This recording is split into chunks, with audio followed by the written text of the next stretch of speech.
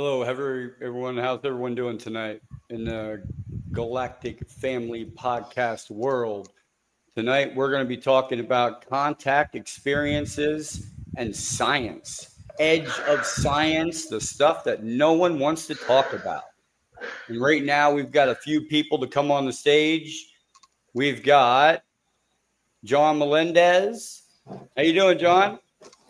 Doing And well. we've got Lady Daniel. And we're going to be going over the free energy secrets that no one wants you to hear and no one wants you to see. We got the science expert, we got the consciousness expert below, and we're going to be hashing all this out. Let's get into it. All right, so we got these are some energy programs that I found that that through the ages have been suppressed. Okay. These are some of the people that we have here, verifying Tesla's secrets, decoding Gray's patents. Let's see here. So what we're going to be doing here, we're going to be getting into it. Hold on. Let's go back. This is Nikola Tesla.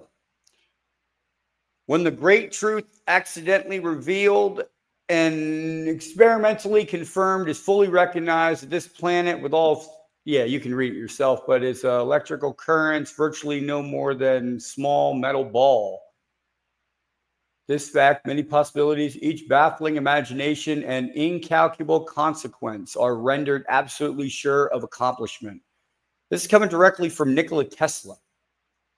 For supplying light, heat, or motive power anywhere, on sea or land or high in the air, humanity will be like an ant, stirred up with a stick and excitement coming. That's what Nikola Tesla thought, that excitement was coming.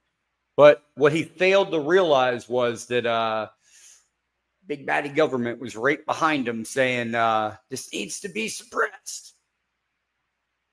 All right. This is the first one. So, John, when we talk about like inventions, now this man says that he created an engine that consumes no fuel. Okay. Is that type of invention would just be life-changing, wouldn't it? Yeah, it would have a huge impact upon the entire planet. Most obviously with the petroleum, larger petroleum-based companies and the petroleum industry. The whole reason that a lot of people, hypothesize that there's a petroleum industry to begin with is so that you have a physical, liquid object that you can control and sell to the people of the planet. And so in other words, it's all about money. It's all about making money. So that's what the petroleum industry is about. Where on the other hand, we've got all of this what's called free energy, or the energies that's just floating around in the ether that you can actually tap into using certain technologies, and that's available to anybody who has that technology. And the most basic natural technology actually is the human body. The human body has its own life force. So it's part of nature. That's what it is. Yeah. Man, this is fascinating stuff, though. When I'm digging deep into this, like all these inventions never saw the light of day. Miracle no fuel engine could save US billions a year in gasoline, but it never came out. Right. There's been a lot of suppression of a lot of these naturally based technologies, and but in recent years we're starting to see that come out now. We're starting to see them emerge, and people are feeling safe enough to show the technology, as well as show whatever version of the technology that they had created in their garage or their home laboratory. Well, Lady Daniel, what would you say about that? As far as what are the extraterrestrials or the other intelligent species? What are they saying about this? Like, are they are they mad that the technology is being suppressed that could advance our understanding of the universe? Or are they sitting back and waiting for us to make up our minds? I feel they would be pretty upset when there's a lot of issues that can be solved with this technology to make people's lives happier, and they would people will live happier lives, and no wars and things like that we're having up today. I agree. I mean, this is just a whole bunch of technology suppression that should have never happened. I mean, I understand, industry, and I understand how it has to function, but there is a way to upgrade out of an industry into a better industry. We had, you take the Flintstones and you've got people, pushing cars with their feet, but then you've got the Jetsons and you've got people living in the skies and, breathing fresh air, but the whole planet's gone. I don't even see the planet in the Jetsons at all, do we? No. They're all I in think the we just see a sky. bunch of everything's in the sky, and there's a lot of tall buildings and skyscrapers. So what did they do to their own planet? See, they don't show you that. They just say, this is wonderful. Look what we did. But where's the ground? Where's the ground? One thing I keep saying is that they disclose what they, meaning like a lot of people call them the bad guys or the deep state or whatever. One of the things they do to disclose what their plans are or what they have already done is to show us in the various media, like the cartoons and in the movies. So the Jetsons does disclose, the anti-gravity travel, as well as like, the other various high-tech gizmos that they have in that cartoon. And then in the movies, there's loads of stuff in the movies, loads of stuff. And then you've got people like this right here, that wanted interest in the technology, but the people didn't want to give it up because of the fact that it would be monetized and it would be suppressed. Pretty much. That's what this guy's saying. Due to security, we're unable to give any information about the motor or the company. They're not going to give this guy anything about what they made in their proprietary technologies, but again, you go to the patent office and you think you're giving them your life's work in a paper. But what you're really doing is you're giving them something to scrutinize and put on a shelf. Yeah, or get bought out. Which I've heard that before. There was, I believe it was a new carburetor that came out. I'm not sure what it was, but it was a carburetor that came out in a car that was supposed to put fuel efficiency at like 50% more fuel efficiency, the car. And the guy said, well, I have this invention. He went and he got it patented. The Ford Motor Company came, I believe, or one of the motor companies. And they said, hey, we'll give you $20 million for your invention. This is back in I think the 90s. Yeah. And I'm sorry, $20 million seems like a good deal to me back in the 90s. But you take that and then they take your invention and they just put it on a shelf because they're going to lose more money when that thing comes out than they're going to gain. Right. And then also the petroleum industry would also be losing a lot of their profits too. So it's all about, again, it goes back to, making more money and having people pay for expensive fuels, which makes more money, so that's what the name of the game is with that. Well, I mean, is there going to come to a point though when it's like, do we continue down gas and oil or switch because we're ruining the planet? Hmm. Like, I think it's not quite so much an issue of ruining the planet as it is about making a steady, stable transition from one technology to another. Because there seems, there's a lot of back channel talk about what's going on about, cleaning up all of the deep state corruption and these large corporations that charge a lot of money for these fuels. And so we're seeing that trend. And so it's people are programmed to being shocked into having a change come into their life. And I think the folks that are doing the crackdowns in the background for the bad guys, they are being more kind about how the transition takes place, and they're doing it slowly over time. So that's why we're seeing the emergence of like hybrid cars, a car that uses a regular traditional petroleum fuel, but then it uses electricity. but And we still have to mine for the materials to put into the lithium ion battery to run it, though. hmm So yeah, it's not like a total change. It's like a middle ground change.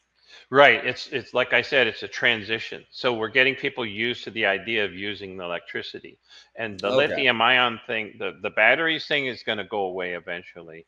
And I think if you go back one or two slides there, Jay, there's a if you go back to the picture of that guy with a device there, electronic power. I'm not familiar with that picture, but it sounds like, it's some form of electric power that, gets pulled. It's either very efficient or it gets pulled from the ethers. I'm not really sure. It looks like something that approaches what's called 0 point energy. And the Okay. 0 point energy thing has been around for a long time. At least, well, I've heard about it being around since ancient times, but in more recent times, like late 1890s, there was a group called the Sonora Aero Club over in California. I think they were in Pasadena, and I they, remember that club. Yep. yeah, and so they, and also it's interesting because they were located near or in Pasadena, which is the location of NASA's Jet Propulsion Laboratory. So that's kind of a coincidence there. Um, but getting back to this, the 0 point energy, though, that was disclosed to us more openly back in the 1950s when Ayn Rand, the author who wrote Atlas Shrugged, her name is Ayn Rand, AYN, and then Rand. She talked about a, a machine that was invented by an engineer by the name of John Galt. And John Galt's machine, pulled the energy from the ethers. And so that's like a kind of a 0 point energy thing. So I don't know. Is that something that you have heard about, Danielle? Yes, I've heard about the 0 point energy thing, because it's quite fascinating. Is in an infinite universe, things are big, but they go small, but they're still big. In the small, but they, it's Yeah. fascinating. Yeah. Everything can be scaled big and small, right? That's why when you're going into a craft and it looks smaller from the outside, you can go in and it's infinitesimally bigger on the inside. It's kind of like the TARDIS with Doctor Who, the TARDIS telephone booth, where he steps into it, but it's actually an entire house. Yeah, And I've heard about that. And I think they're like it is that you said it right there. They're giving away stuff in movies, little stuff that we didn't even notice until now. Yep. So people are waking up, and it's great. And more and more people, as they wake up, they share it with other people, and it has kind of a cascading effect. Or sometimes it's also the 100 monkey effect, the 100th monkey effect also, where things just kind of naturally expand. The consciousness expands across the planet. This is a neat invention that I've been reading here. Uh-huh. Cold energy from a vacuum tube. Yep. It sounds like it's bringing it in from the there's a group that's called the International Space Federation, and they speak very frequently of the quantum vacuum and how you're able to tap energy from the quantum vacuum, which is basically the vacuum, the etheric vacuum that contains lots of energy, but not necessarily any physical things. Yeah. No gas, no liquid or anything. It's just the ether, you could say that, and that has to do with what you were mentioning earlier about Tesla. Yes, Tesla was way above his time, and I'm looking at this one, and this guy actually says that he found a Rosetta Stone like book that he researched, the Edwin Gray mystery. He researched this book, it says, called Secrets of Cold War Technology, Project HARP and Beyond, written by Gary Veslovsky in 1996. That's pretty interesting. Nikola Tesla and radiant energy vacillations, recounts those heady days back around 1890 when Nikola Tesla is developing the experiments which led to the invention of his magnifying transmitter. Astonishing work. I highly recommend you inquire and read the entire publication. However, for the purpose of the book, the following expert sections, Chapter 1 revealed not only a fascinating story of discovery, but more importantly, provide the foundation for a full comprehension of Tesla's amazing magnifying transmitter. And Edwin Gray's, there it is, Edwin Gray's cold electricity circuit. That's what it's called. Okay. Huh. Yeah. So that picture that's on the book is Tesla's Wardenclyffe tower. That's what it's called. And I think he built one in Colorado, and then I think he may have built one on Long Island too. But that's a fascinating technology. Yeah. I believe that was proven. There was a show out. I don't recall the show, but it was a guy looking into Nikola Tesla and trying to find out if he left or was investigating his death and all of that. They went into the building, right? Here's the best part. From the original plans, they looked at it of the building, of the hotel that he stayed in, right? They looked at the hotel plans. It was upgraded.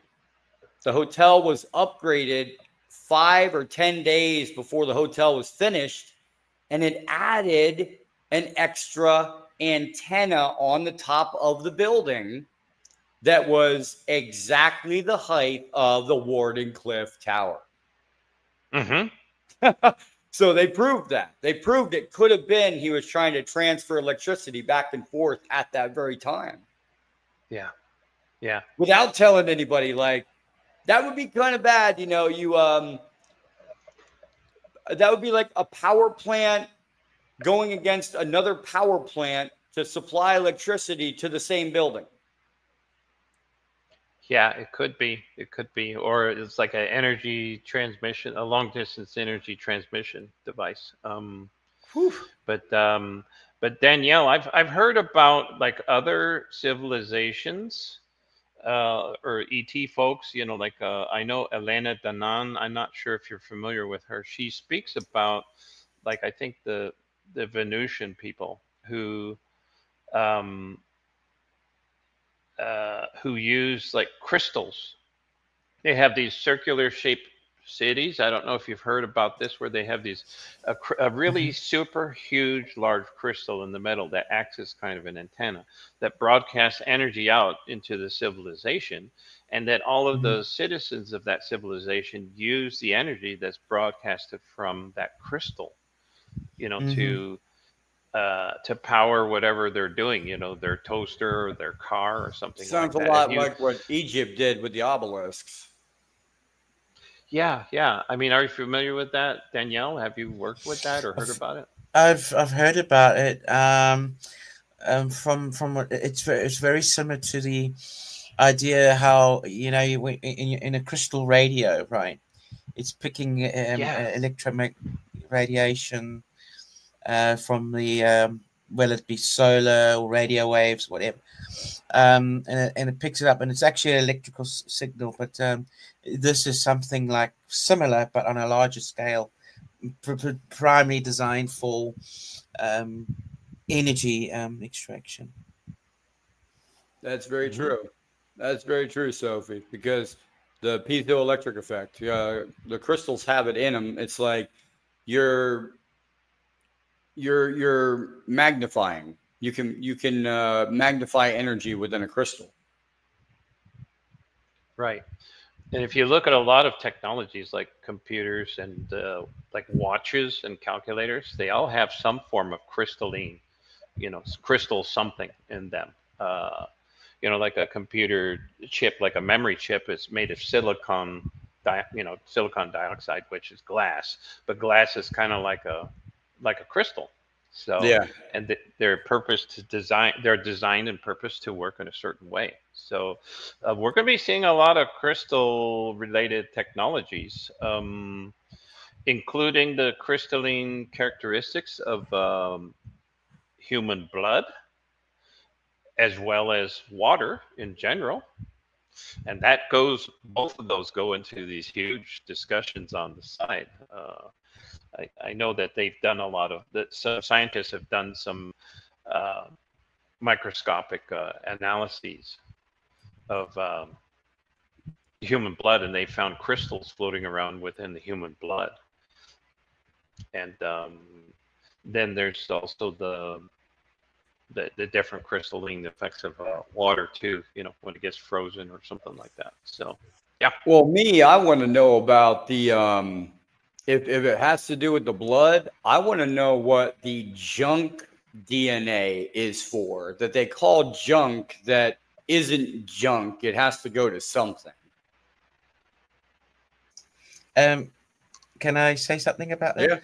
Yeah. It's like a WinRAR file in your DNA. It's got all the different kinds of sequences inside, which you can take out and put in, and take out and put in to the extracted code. It's like a WinRAR. It's like a WinRAR file in your own genetic. But have they ever researched the junk DNA at all? I'm sure they have. I'm sure somebody has. I'm sure there's many people actually who have. And there's a lot of discussion about the so-called junk DNA. That it's kind of like if you're a computer user, you have a zip file. You have a compressed file of lots of information, and in its zip format, it's useless. It just takes up space, and it's dense and it's heavy. Okay. But when you have the right way to activate it, to decompress it, it becomes much larger, and it actually starts to become useful. So we're seeing that as the energies on the planet start to intensify and rise up, it's providing both the frequency and the volume of power, the amount of power that's needed to expand that compressed DNA zip file, so that we can start using our innate natural powers. So is that why everybody says that we need more people to meditate? We need more people to be in a meditative state, and meditate, be more, with nature, be more present with nature? Or Is that why we hear this a lot? Because that's the way we're going. That's what we need to upgrade. Like we don't need to upgrade our bodies. We need to upgrade our psyche. Yeah. What do you think, Daniel? Yes. What is quite funny is you call it a zip file. I call it a WinRAR file. Oh, yeah. That's another version of it. Yeah. Yeah. And scientists like Mr. Nobody said, scientists are starting to, look more into the junk DNA that just doesn't, you can't, okay, in a computer, if you have something that doesn't belong, it usually will filter itself out, or it becomes corrupt and becomes a virus, and then it infects and blah, blah, blah, blah, blah. A computer has, seemingly parts that go together. If we're saying our body is a computer, then there is no such thing as junk DNA. Right. So there's a lot of discussion among what the mainstream would call like esoteric discussion, but it's among like the awareness groups and the spiritual community, that the so-called junk DNA is actually all of those. It's a huge memory storage of past lives, of our ancestral past lives too, our ancestors, and it's all a recording of our blood lineage or our genetic lineage from our ancestors and from ourselves, from when we lived some of those previous lives too, which is a really interesting thing to consider. But it stores all those memories, but not only is it just memories, but it's actually functional programs, functional abilities, special abilities that people have, like psychic powers or mind reading or something like that. Those are all compressed into the zip file. And as the energies rise, which they are, there's loads of scientific evidence to the effect that the energies are really rising like crazy. And as the energies rise, it provides the punch and the energy that's needed to start to expand that WinRAR or zip file, so that we are able to access these memories and access this power. And I was just looking also at this at the bottom here of this paper, and this is exactly what I was talking about with suppression of technology. It says by 1986, this guy had a facility in Grand Prairie, Texas, where a number of new prototype EMA motors were already built. By 1989, he was working on propulsion applications of the technology and maintaining his residence in Council, Idaho, as well as shop facilities in Council Grand Prairie and Sparks, Nevada. He died mysteriously under mysterious circumstances in Sparks, Nevada in 1989, and he was in good health. Yep. Yeah. So one thing to keep in mind about the announcement of somebody passing on is that they actually either did, or in more recent years, a lot of these people went into hiding. Or they were hired. Yeah, they were hired out, and then they kind of went incognito. They went undercover. So, let's not be surprised if we see some people reemerging later on. This guy's talking about the field of subsequent electrostatic field lines would produce pulsing thrust of charges. Pulsation moving in a single direction by these electrical sound waves were rejected by Maxwell. See, it's like they reject it, but they know it's true. So they don't want it to come out. Right. There's a lot of okay, so the way that some of the academic, not all of it, but the way that some of the academic system is set up is so that you have to keep publishing And the stuff you need to publish needs to go through a peer review and get approved by other people.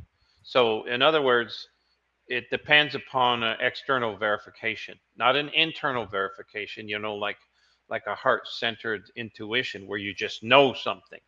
You know something is so because you actually saw it with your eyes or you feel it consciously with your heart.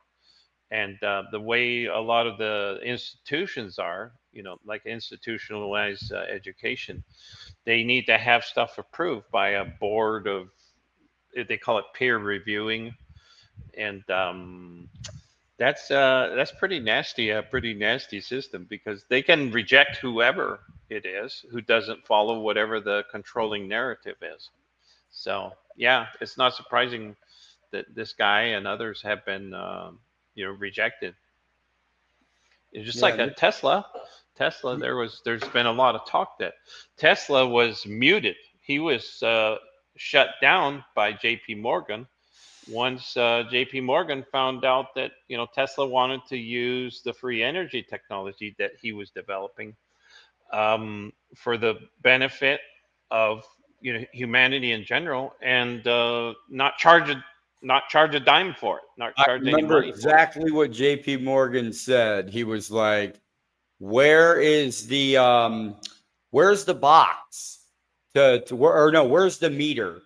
And Tesla said, "There is no meter. It's free energy." And then J.P. Morgan said, "I'm shutting you down," and he walked out the building. Huh? Yeah. Because you can't make money, you can't make a profit, and you cannot control the people who would be paying the bills, the electrical bills, which is what we're doing today. We're paying. This was talking about the electrical field nature to a shocking field radiated through space from the impulse apparatus that he was using. Mm-hmm. Oof. Like Tesla was years ahead. Now, yeah. Here's another theory. They drowned Tesla out because they wanted him to be in a room by himself, thinking by himself, so that he can just invent and nobody bothers him. And then they just come in and swoop in and take it. Right. I mean, really, that's what happened in the last, 3-4 weeks of his life. He was in his room. Nobody knew when he died. Or passed away. He, passed away within 48 hours, 72 from when the coroner said, but they don't exactly know. Yeah, I've heard some talk from at least one source that the circumstances of Tesla's death was brought about by the personal bodyguard of a certain man who was famous for making this symbol. Yep. I heard that before. The reason why I'm not saying that is because it's not allowed here on video. Yeah. But I've heard that that's who took Tesla out. Whether that's true or not, but I mean, it just contributes to all of the speculation about how everything's being suppressed by force in some cases. Yeah. It says here, U-shaped bus bar lamps. I'm just reading this. This is cold lamps. He was making his own cold lamps from the cold electric circuitries that he got from the other invention. Mm-hmm. So kind of sounds like cold fusion, doesn't it? Well, yeah, when you're talking about cold energy, you're talking about compressed energy to a point to where it's unlimited. I mean, you can compress an atom down and get more energy out of it if you compress it. Yeah. It's almost like compressed plasma, pretty much. You can compress, the fourth state of energy, plasma. You can compress that down, and with magnetical or magnets, high-powered magnets, you can control it. Mm-hmm. Yeah. As far as the cold fusion stuff goes, it was announced, I think, it was announced through the movies, I think in the 80s or 90s at the latest. There was a Val Kilmer movie that came out. I'm drawing a blank on what. Does somebody there in the listening crowd have the name of that movie? It's a Val Kilmer movie where I think it's called The Saint. That's what it's called, where he's like a spy kind of character, but he is dealing with some Russian folks who have developed or who are interested in acquiring the cold fusion technology. And so anyhow, again, there's another case of disclosure through the movies. I see a question here. Yeah, I think Mr. Nobody hits it right on the head too, because it's really, it's about suppression, like we were just talking about. It's not about everybody singing Kumbaya and everything. It's about suppression, about what somebody can gain out of it. Okay, it's not about freedom and everything else. So I mean, you could probably answer this, but I'm guessing the answer would be yes. If it has a military application, it gets seized immediately. Yeah. My answer is yes, in the old paradigm. Oh, okay. What I mean by the old paradigm is that remember how I said we've been programmed to have a shocking change from one state to another, but the people who are coming in and doing the crackdown on the bad guys, they are going about the changes in a slow, steady manner so that it's not shocking. It doesn't cause trauma. It doesn't cause an adrenaline rush, if you want to say that.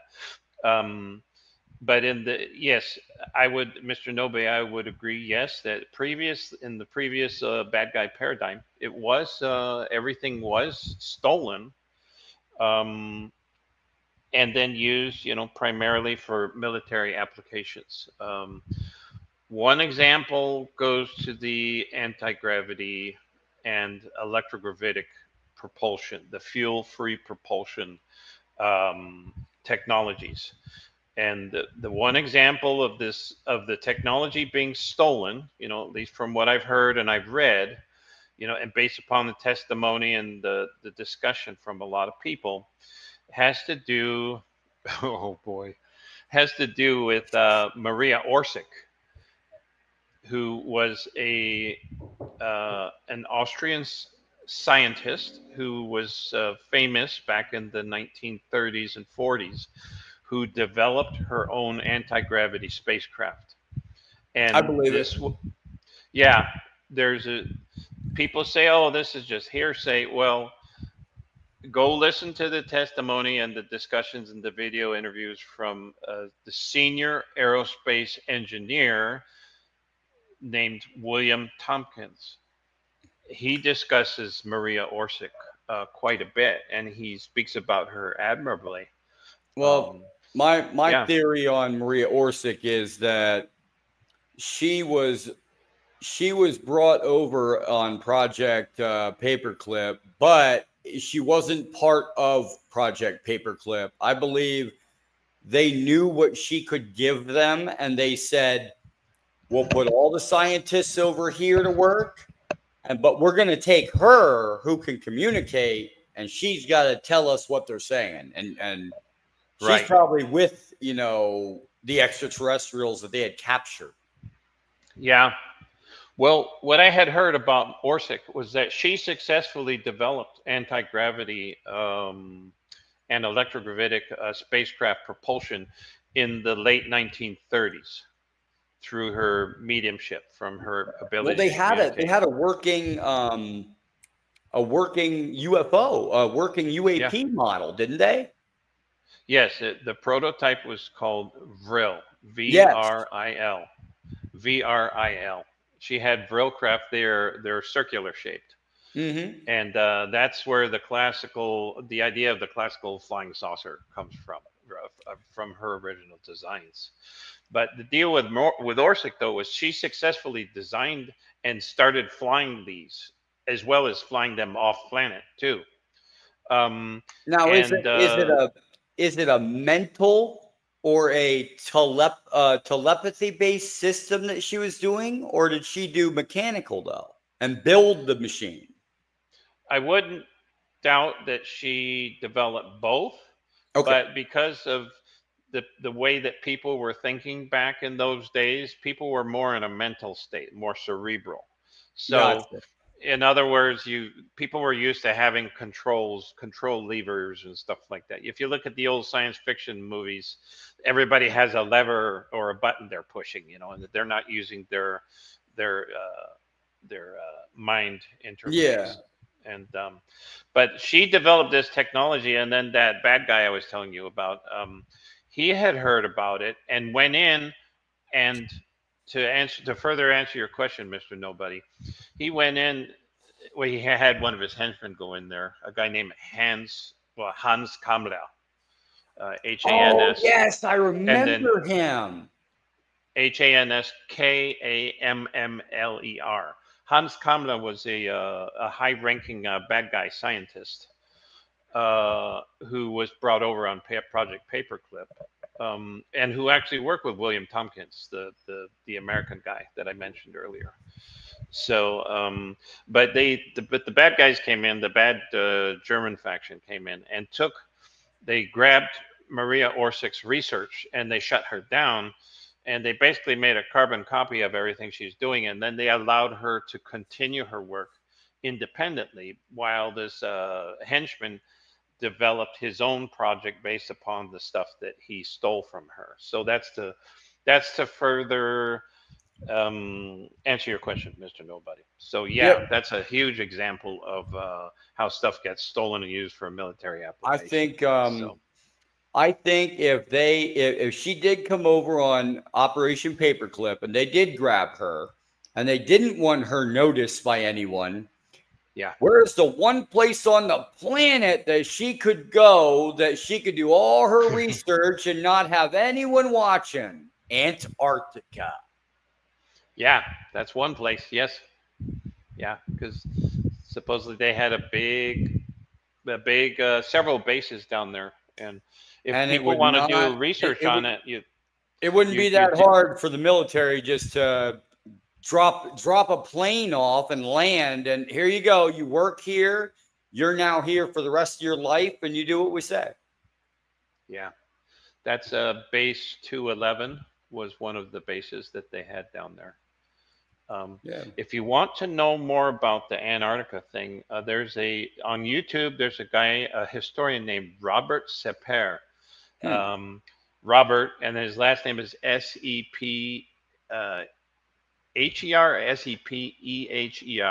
He's a professional historian, very, very credible. He shows evidence and everything. He's talked about Antarctica, and he does also talk about Maria Orsick too. So that's true, Sophie. But I want to add to that also. She says about the ice caps are melting, right? Big panic. Here's another thing, though.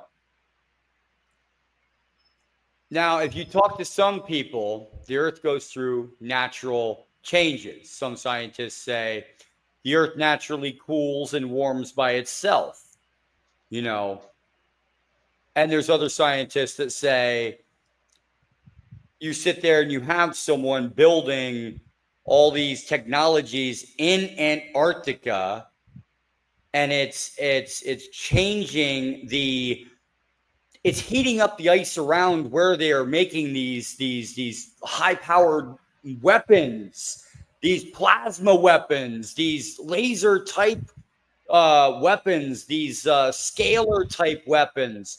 Could you imagine if they took a scalar type weapon and just aimed it at one mountain in Antarctica? It'd be melted. It'd be good. All the ice would be gone. And that's what I believe is happening also in Antarctica, Sophie, is that they have so many high-powered weapons down there because they don't want the public to see them. But when they use them, it's melting all of that ice faster than what the Earth can recover, as well as the greenhouse effects and everything else that comes up, from scientists are saying, but that's a major point. Like big boom boom sticks that are in there. You know what I mean? In Antarctica. As far as Antarctica, let's see what Sophie says. Yep, go ahead.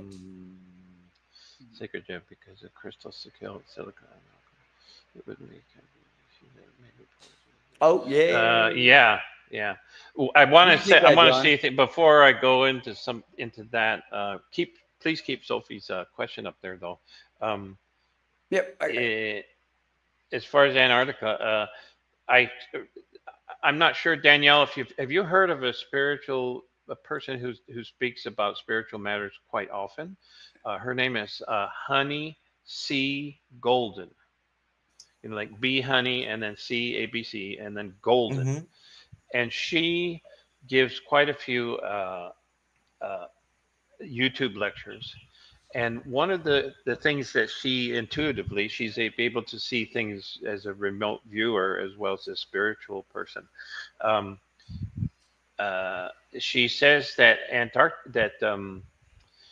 the world as we perceive it, the planet as we perceive it, is actually part of a much larger world, and that the world the sphere, by the way, Tesla said that this was a sphere of perception that we're living in, which is interesting.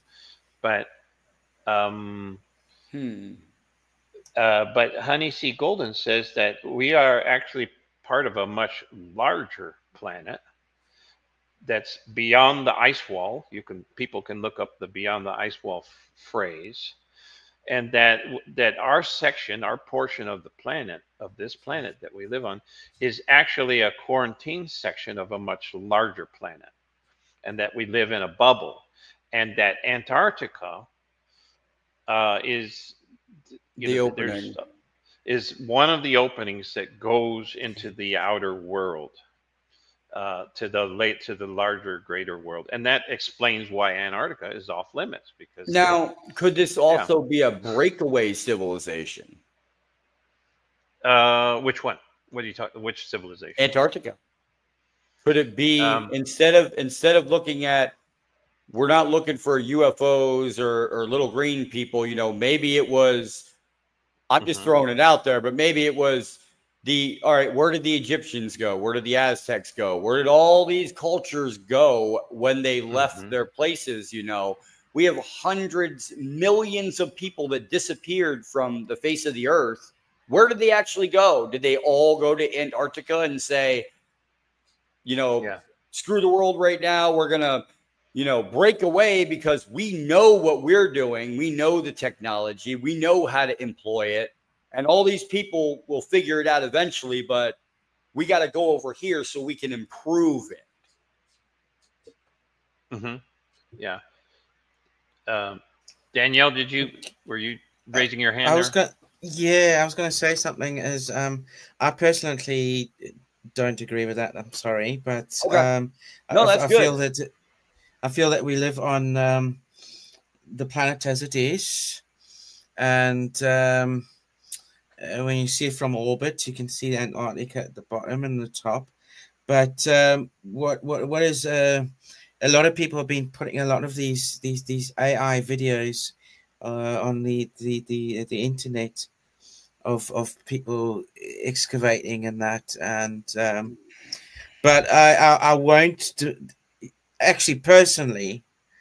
The best thing is to go and go there yourself and see what's up there. Down in Antarctica, because I feel there's possibly all remains of buildings and that, but people tend to go too far about, and then they start going into the flat Earth and everything.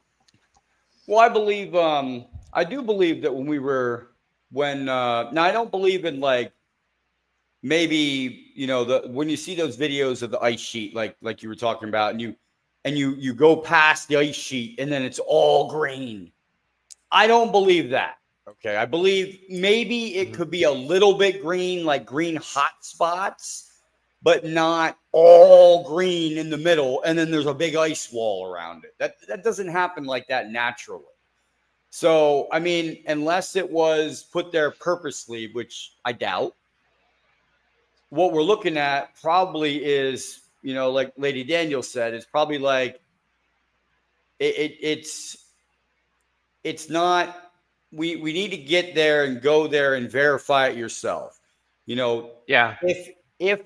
If anybody wants, you know, to go. But when you go, make sure you do it live. Plain and simple. Yeah, that's the and way let Penny people know about it too. Well, yeah, but I mean, you let people know that I'm going to be here at this time, and because I do believe that there is pyramids or pyramid-like structures in Antarctica, but we're never going to know unless we explore it ourselves. Right. I can't trust a video nowadays, and neither can anyone.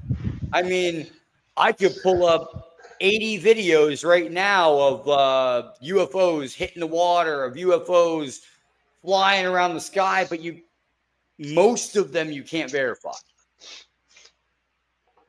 Some of them do the AI and the CGI very well. That sometimes you have to watch it a few times to like say, right, to see if you can find any things. Some of it's so well that it's like some people can miss the details. Like for example, me, I don't believe in jinns and things like that. But there was this thing moving in the sand, and they were saying it's a jinn, and then they found this original video, which was actually like a Persian cat walking in the desert. So that was quite fun. Well, it's like the one. It's like the one thing that came up, and then we'll go to Sophie's question there for John. One more thing I wanted to say. It's like that one. It's like Lou Elizondo. He comes out, puts up that photo, and was like, "This is a photo of a 6 to 100 foot long craft on the ground near a farmland, but I didn't verify it." And he puts it out in the middle of Congress, and all these people are looking at it and stuff. And I'm like, dude, you just, why would you do that? Why would you throw your own credibility down the toilet just like that? Yeah. Unless he's being handled. That's the only explanation. He's being told he got to do it that from a source that he trusted, and he put it out as truth. And that source, well, hopefully he never uses them again. Well, maybe he doesn't even believe it himself personally, but maybe he's being handled. In other words, he's got somebody who's handling him, which is a spycraft kind of terminology. That's they're instructing him to say things like that. But there's a really good positive effect of the fake news and the disinformation. People say, "Oh, it's terrible. How can it be positive?" Well, what's positive about it is that there's so much of it out there that's like obviously fake, and some of it is just questionable, that is forcing us people to start to really critically look at it, not only critically in a mental way, but it's forcing us also. This is something you could probably go deeper into, Danielle, is that it's forcing people to trust their intuition. That's what it's doing, to trust your heartfelt knowledge instead of depending on an external authority that could be true or not true. So I think that's something you could probably speak about, Danielle, a little bit further, about the intuition thing. So sometimes people do get the intuition a bit wrong, but you do feel a sense that when something is right, it kind of like resonates with the feeling. But then again, not everybody's path is the same. Spiritual path is the same. Everyone has their differences as well. But sometimes the things to take note of is when the paths overlap each other. That's when something to take note of is certain areas when the paths overlap, because that means everybody's experiencing the same experience but in a different perception. Yeah. So, okay, let's go to Sophie now. All right, Sophie. This is for John. When there's find something on Tesla related to pyramids, sacred geometry, because with the crystal, silica, and aquifer systems, it would create huge. Okay, several things I have to say. Keep that up there, Jay, Yep. please. Yeah, you're okay. Great. As far as the pyramids, there's a couple things I've seen. There's the okay. There's the more famous pyramids. There are different pyramids all across the planet, including here in Taiwan, where I live. There are pyramids here too, and there's many pyramids over in China too, across the ocean. So as far as the pyramids go, there's the famous ones that we know about. There's 3 pyramids, and the most famous one would be like the pyramids of Giza. But those are 3. So keep that number in mind, 3. Okay. There's also claims of people having seen 3 pyramids in Antarctica, and there's also the claim of 3 pyramids having been seen on Mars. And of course, everybody's interested in Mars lately. Everybody's sending spacecraft to Mars and stuff like that. So there's something going on with that too. So there's a theory called the I think it's called the Mars Orion correlation. I think that's what it's called, where Orion has the belt of Orion has 3 stars that are slightly offset from each other, kind of like that. And the 3 planets of Giza, or I'm sorry, the 3 pyramids of Giza are also 3, and they're slightly set off from each other too. And that this comes to the geometry thing, where there is a correlation in the alignment of the geometry of the pyramids and the alignment of the geometry on Mars, as well as the alignment of the geometry in the constellation Orion. So that's one thing to think of. Also, I mentioned before, there's 3. So this ties in with Tesla. Tesla was really hot. I'm not going to go into detail about it, but as you probably know, Sophie and Jay and Danielle, Tesla was really into 369, the 369 geometry, the numerology and those 3 figures. So that's another tie-in that's interesting to tie into. There's also another guy who really did a lot of research on it. His name was Marco Rodin, M-A-R, I think K-O or C-O, I can't remember. And then last name is Rodin, R-O-D-I-N.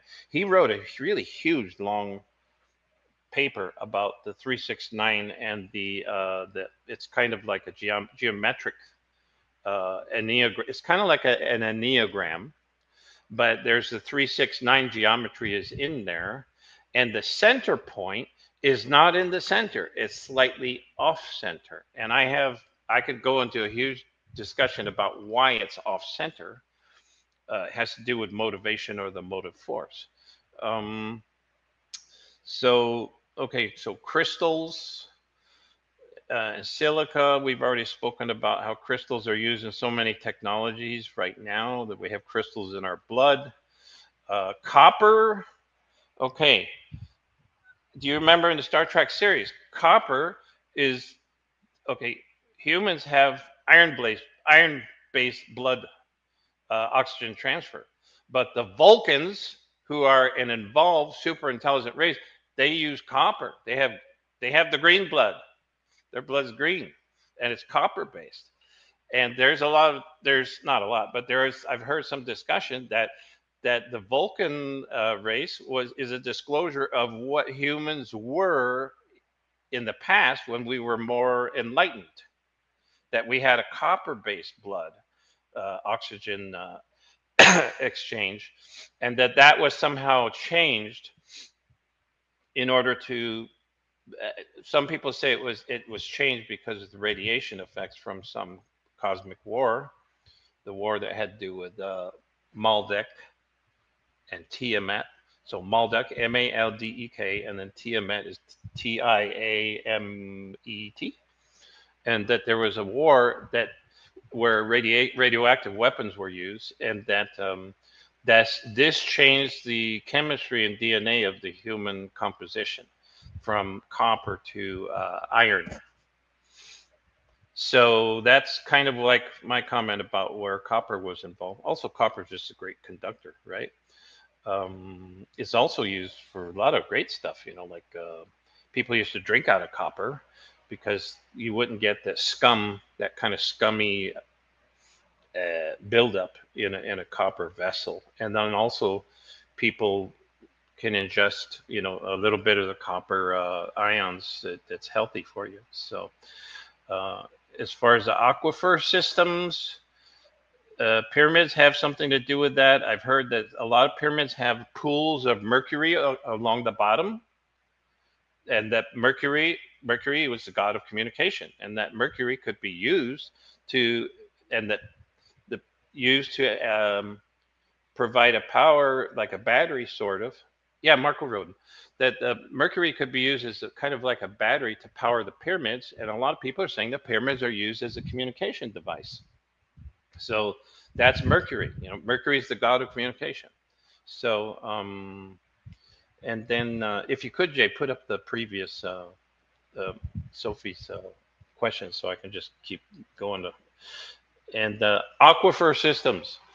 For those people who want to learn about water and how water can be manipulated, look up Masaru Emoto, the Japanese guy, Emeto. He's done a lot of work with water as a memory storage device. And also look up the star forts. So there's starforts.com, has hundreds and hundreds of star forts located across the entire planet. There's some discussion about the star forts being used as something to manipulate the water and the energy with the water. So portals and gateways, yeah, loads of them, including the human body, the various chakras within the human body. Danielle, you could probably speak to something to that effect about the portals within the body, the human perception, I guess. I'm sorry, I'm not really get clued up on that, actually. Yeah. Okay. There you go. I did my own drawing of the 369 doubling and all that. This is my drawing of the math vortex doubling spirals. There you go, John. Now you can explain it a little better. Yeah. So there's the spiral, which shows the sequence. Okay, the big spiral shows the sequence on the mathematical side, and that actually provides a physical construct, a physical spiral construct, which is like a portal or a vortex. That little tiny circle on the bottom was what I was talking about, that Marco Rodin. Thank you, Sophie, for bringing up that again. The little tiny circle on the bottom brings up to 369, as well as the other numbers. And then if you look at the intersection of the lighter colored, the not so bold colored intersection of the two of the lines in the middle, that's close to the center point, but it's slightly offset from center. And there's a reason. There's a reason for that. Is that center point is offset slightly in order to provide a disruption or a contention. So in other words, if everything is perfectly balanced, then everything's perfect and nothing moves, nothing happens. I got it. But if you have a slight offset, then that means people consciousness-wise, people are forced to do something. A little in the middle like this. Yeah, between what's ideal and what's actually happening. Yeah, this is what I do, though. So if anybody wants to know about the 369, they can, copy that. Yeah. So that slight offset is great. This is what provides a motivational force or a motive force. Exactly. Thank you, Danielle. There it is right there. That's, hey, look, key to the universe. There's my 369 right there. Right. And then that spark of energy in the metal is where the 0 point energy comes from too, also, by the way. You know, I drew this after completing the Gateway audio tapes. Cool. The Hemisync ones from the I was doing that, did the Gateway program, and it just unlocked a lot. So Danielle's also showing us the Merkaba. Yeah, Merkaba. Right there. And yep. So I know it. I know it as the symbol of infinity. Yeah. And it overlaps the 369, and you can see where the center point goes, right in the center of the bottom part of the swastika. Yeah, it's a little bit offset from the center. So that offset, that slight imbalance, is very important. Yes. In this universe, or this perception, is it provides an offset that's what provides the motivation for people or for things to work. Is that if everything was perfect, then you wouldn't need to do anything. But if you have an offset, then that means you're always trying to move towards something and adjust it and get towards that perfect center point. But you never reach it, or at least not yet. Yes. So, yeah. No, it's like, but this circuit here. Now, what am I looking at here as far as this goes? Because it seems to me that it's magnetical repulsion, or magnetical attraction, or something technology. That's what it looks like to me, but I'm not completely sure what I'm looking at. Those look like two different technologies. The one on the top has to do with electromagnetics. And now you find there's a north and the south, which has to do with the polarity thing, the good and evil, the black and white. I mean, the polarity thing is a universal concept across this universe. Yeah. And so you've got north and south, good and bad, black and white, positive, negative. It also applies to physical forces, electricity, and stuff like that. But you've got them coming together in a pointed fashion, which is really interesting. It's bringing everything to a point. So, yeah. And I'm trying to... the concept is related to that point, that focusing point. Sometimes it's called the event horizon. Everything gets focused into one point, and that causes a concentration of energy that allows really magical, wonderful things to happen. Okay. And that was disclosed to us in the movie, especially obviously in the movie that stars Jodie Foster. Came out in the 1990s. It's called Contact, where they make this huge, like, skyscraper-shaped sphere with all of these geometries that are counter-rotating and rotating and twisting around each other. Gyrosphere, like a gyrosphere. Yeah, it's like a gyrosphere, but they had these gaps in them. So there's spaces where there are solids and spaces where there are gaps. So that's the contrast. That's the polarity contrasting. And all of these different geometries that are twisting around, and they put Jodie Foster into this sphere, which is kind of like a spacecraft capsule or whatever, and they drop her at exactly the right time. So they get this thing spinning around, and in the middle of this thing, you see this huge light, gigantic, huge, fantastic, bright light, loads of energy coming from the center of that rotating, counter-rotating geometry. And they get her in the sphere, and they drop her into that sphere. And as soon as she gets to the middle, she gets teleported to a different reality. And it's a really beautiful movie. You guys got to see it. It stars Jodie Foster, Jodie, and then Foster. Mm-hmm. The movie's called Contact. Yeah. Yes, I've seen it. I've actually got the video. I'm looking at this. Sorry. I'm looking at this invention up here on top, Yeah. and I think I'm getting it because you have a north and a south. The middle is attracting. The middle is attracting the two pieces to the center. You have springs on the outside of this that are connected to these circle pieces right here that have a quartz crystal in them.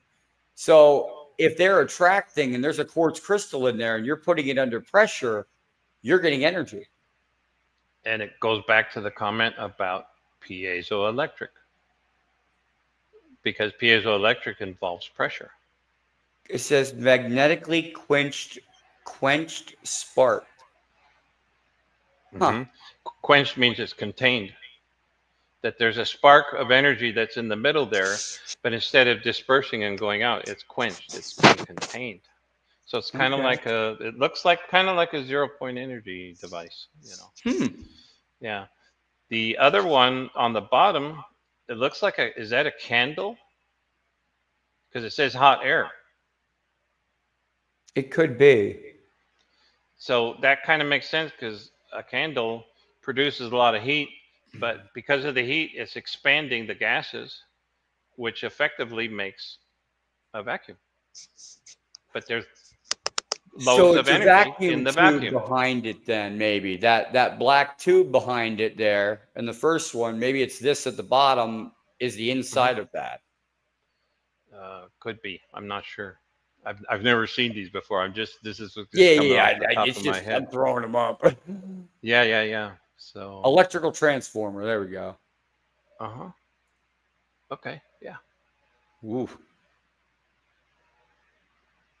Yeah. Again, the one on the top shows a bunch of spirals. So concentric circles, which thing that comes to mind is Atlantis technology, because Atlantis was all circles, as well as the circle crops. These big agricultural companies, they instead of planting in squares, they plant in circles, and they get a much higher crop yield because the plants are self-amplifying their energy and they're making themselves grow faster and more healthy. Like the Lou Elizondo UFO. I knew it. I knew you were going to say it. Yeah.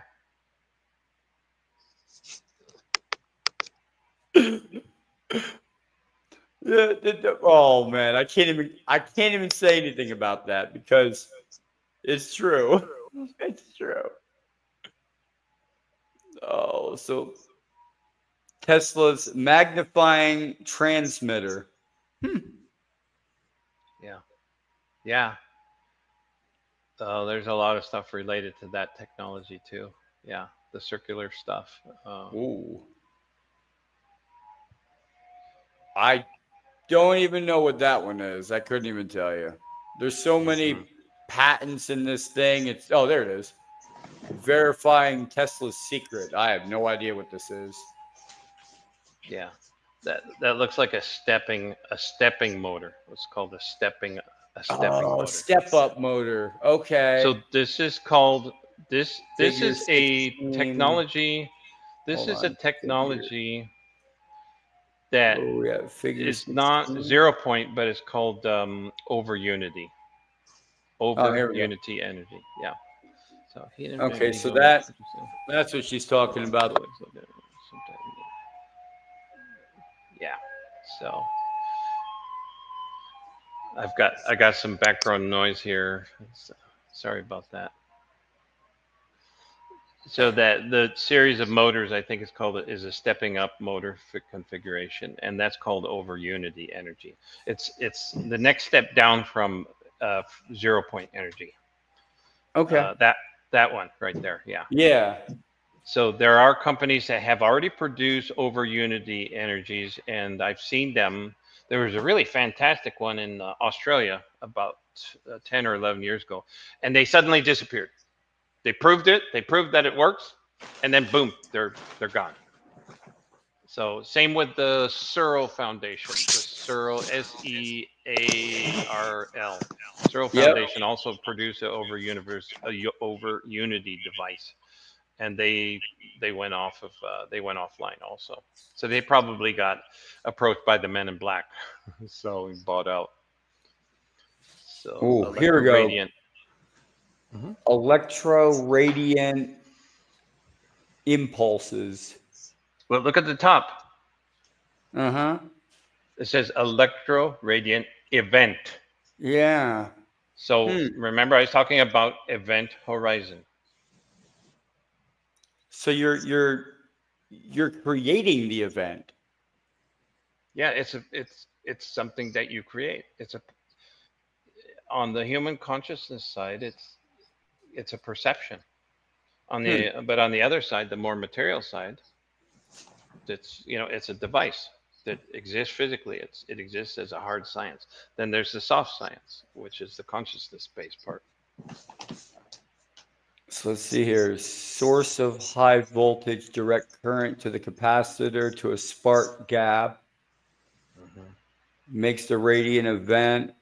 Control pulse duration. Undirectional discharge goes down to electro radiant event. The output, and then recycles it back to the source. So yeah, it's a free zero energy machine. You're recycling your own energy. You don't lose any energy within the process because you recycle it back into it. That's why you remember the Egyptian Ankh, the Egyptian Ankh. Yes. ANKH. Well, it's a cross, which is an intersection, but then it has a recirculation loop on the top. That is an actual technology. That's the recycling and recirculation of. It could be human energy. It could be a physical energy too. So there's the one we were looking at before with the cold. What was it? Cold energy vacuum tube is what it was called. Yep.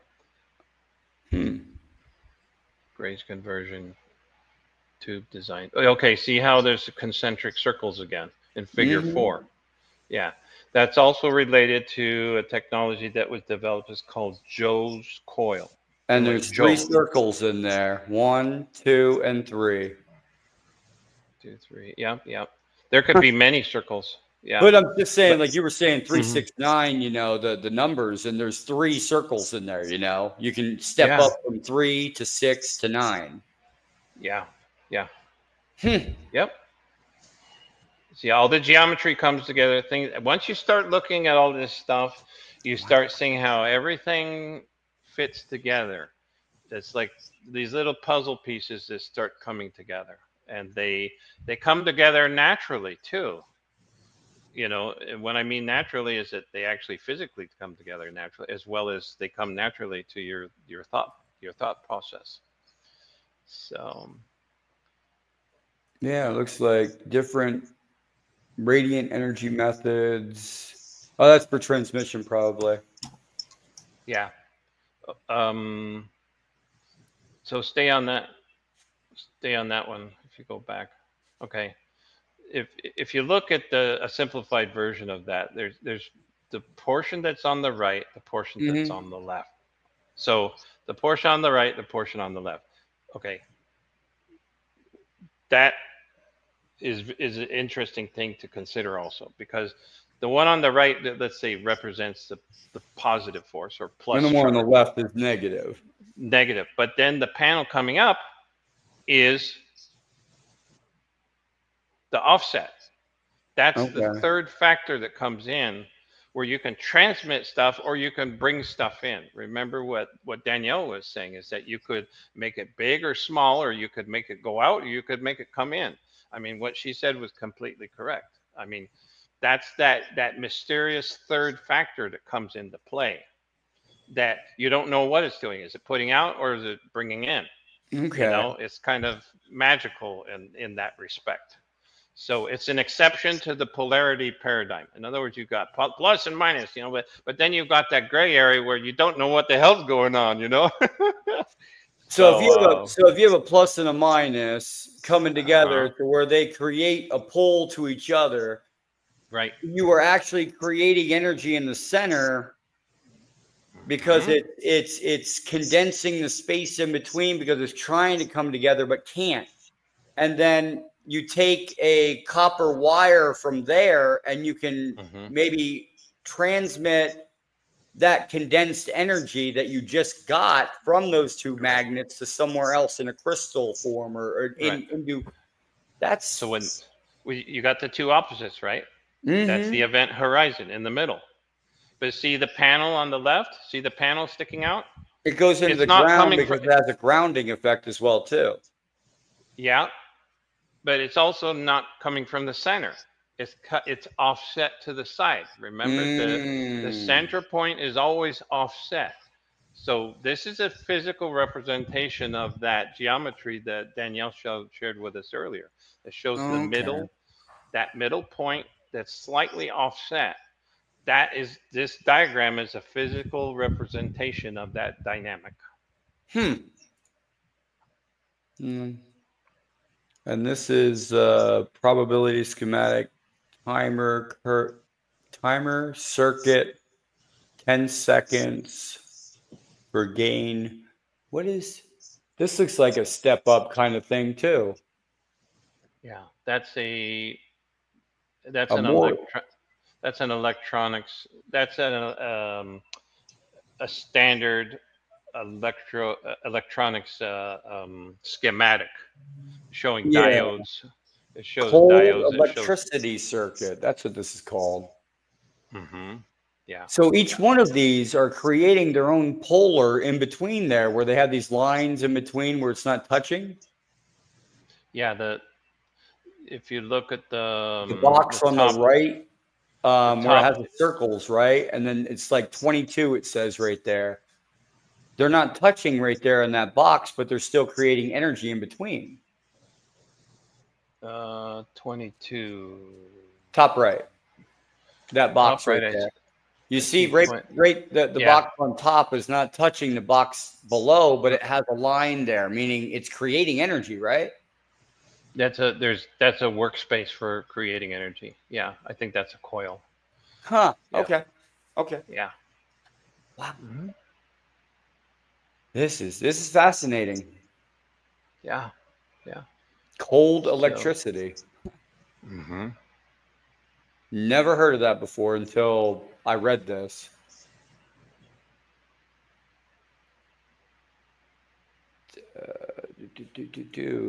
Oh, there we go.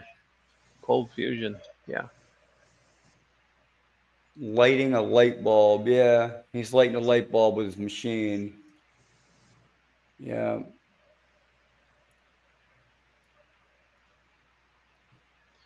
Yeah, and everybody thinks that wireless telephone charging or wireless is brand new, but no, it's not. I mean, Tesla did the wireless energy transmission back in the late 1890s. He did it from several miles away. He was able to do it from like 20 miles away or something like that, where he had a transmitter. Remember that plate thing that was transmitting? He had a transmitter that was a directional transmitter that transmitted the energy over to like a mountaintop, like 20 miles away or several miles away at least. And he had all these light bulbs there, and he was able to light all those light bulbs up. He was able to do that back in the late 1800s. Everybody thinks all this technology is brand new, but it's not. Well, if anybody wants to try to design this, here's that step-up engine that was created. Yeah, so that would be an over unity engine. Yeah. Yeah. Wow. And there's the insides. Huh. Multi-phase. Yeah.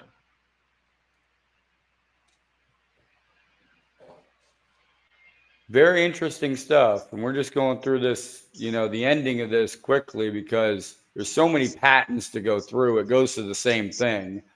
But I'm going to show them all, so everybody can see them. I think, did Sophie have another question? I remember there was another comment she made. Let me see here. I'll bring that back up. After that one, the one that came after that, or was it just a comment? One. Heat absorbing. Okay, yeah. And Mr. Nobody, are you still there? Did you have any questions? Oh, yeah, I'm still here. There's Larry. I know Larry. He's a scientist. That guy's a scientist also. He knows a lot of stuff. All right. How you doing, Larry? I'm glad to have you here. We're just going through these papers. It's interesting stuff, to sit there and think about all these energy devices that were, suppressed and oh my God, like I don't know where to even begin with this. I'm trying to figure out even like somebody take these and make it. I mean, and we'll just see if it works. Yeah. So what are you doing, Mr. Nobody? I was just looking into correct me if I'm wrong, John, but I believe the closest thing we have to Tesla's work is the I believe the wireless energy transmission that I think DARPA is trying to do. I think they selected, I believe it's the RTX Corporation and the Beam Company who are trying to do. They're trying to. I think. Correct me if I'm wrong, but I believe they're trying to um, transmit electricity, like without any wires or any connection. Right.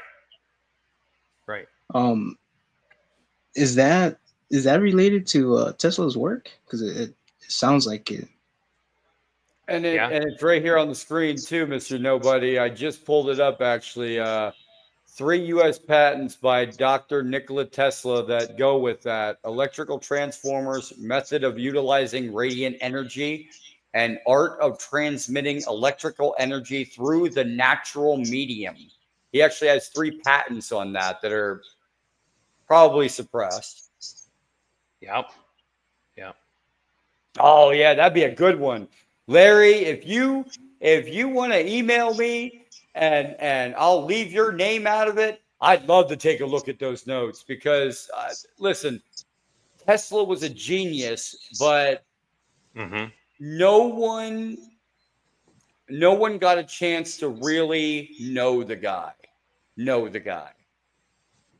know what I mean? Like you didn't sit down and have a beer or anything with Albert Einstein or somebody. You go into a room and you'd be all science and studies and everything.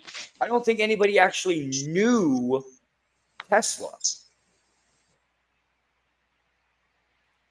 Well, that's a philosophical question. I mean, so a lot of people don't even know themselves. There's so many layers to the human psyche, How can you really know somebody?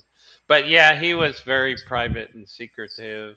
Not secretive in a negative way. I don't think. I think he knew to keep his mouth shut during an era where people were really closed-minded. They were trained to be closed-minded. So yeah. But Larry, send that to me too. I'd love to see that. Yeah, send it to both of us. Like, shoot, or send it to John first. John's right there with you. He's right down the street, just to take a look at. It'd be nice to take a look at someone's work and actually let it be appreciated by somebody. Not by military means or anything, but by like someone looking at it going, "Wow. That right there, if I did this with it, would make a whole lot of change for good for these people." Yeah. There's so much. And I'm really of the impression that things have shifted quite a bit to where the good guys, if you want to call them that, are getting the upper hand, that are going to be allowing people to benefit from these technologies within they're already coming out, So the old bad guy paradigm of suppressing technology and making people suffer, that's fading away. That's steadily fading away. So we're stepping into a really beautiful, wonderful, future, a new era. Well, I mean, is it more the lines of we're stepping into a new future, or is it more the lines of more people are coming out and saying enough is enough? It's kind of both. It's both, because you have to You know, when a baby gets born, right? The Yeah. baby gets, most of the time when the baby gets born, you know, the baby comes out, you know, crying and bawling his head off because he's suffering. It's like, you know, you know, I'm in a very uncomfortable place. It's cold. It's windy. There's people, these strange people talking, and they just slap me on the butt, you know. So in this beginning phases, it's very uncomfortable, and people get angry. You know, there's a high level of discomfort. So there's a lot of whining and crying, and some people getting angry, you know. So, but on the other hand, there are those people who've either gone through the birthing process already, and they're saying, "Hey, I'm ready. Let's party. Those are the Let's have people some that are fun." waking up, though. Like, Yeah. they're not being suppressed anymore in their head. They're waking up to the real truth. That's the issue that everybody else has as well. Like, oh my God, this person just woke up down the street and created something that's gonna destroy my gas industry. What do I do? Yeah. I'm either gonna buy them out, or buy out the invention, or I'm going to go to the government and say, you've got to stop this, because if it comes out, I'm ruined. Like, yeah. You know, it's causing a lot of shifts, profound shifts in people's lives across the planet. It's like, for myself, I've worked in technology for, you know, almost 30 years. I used to work for Google and Intel and Microsoft and, you know, Yahoo and all those companies. And I was working as a tech writer, and I got laid off last year. It's because the AI, and everybody says, "Oh, AI is great. It's going to help people so much." Well, AI is partly what led to me being laid off, because the AI can write content, you know, and I'm a writer. So now I'm not needed anymore as a human writer. And so I was laid off. So now, initially, yes, I did gripe and whine and, you know, cry my head off and all that, but it forced me, there's the imbalance right there, the imbalance factor, where I was forced to look at different ways of building my future. And so I'm still in the process of building that new future right now. So oh yeah. So this is we're in a time of huge transition, self-acting. So what provides the self-acting is that off balance thing, you know. So Townsend Brown also Bill Wise.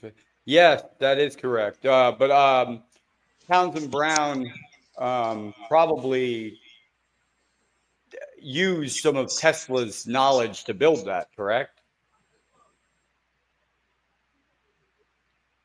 John? Yeah, he probably did.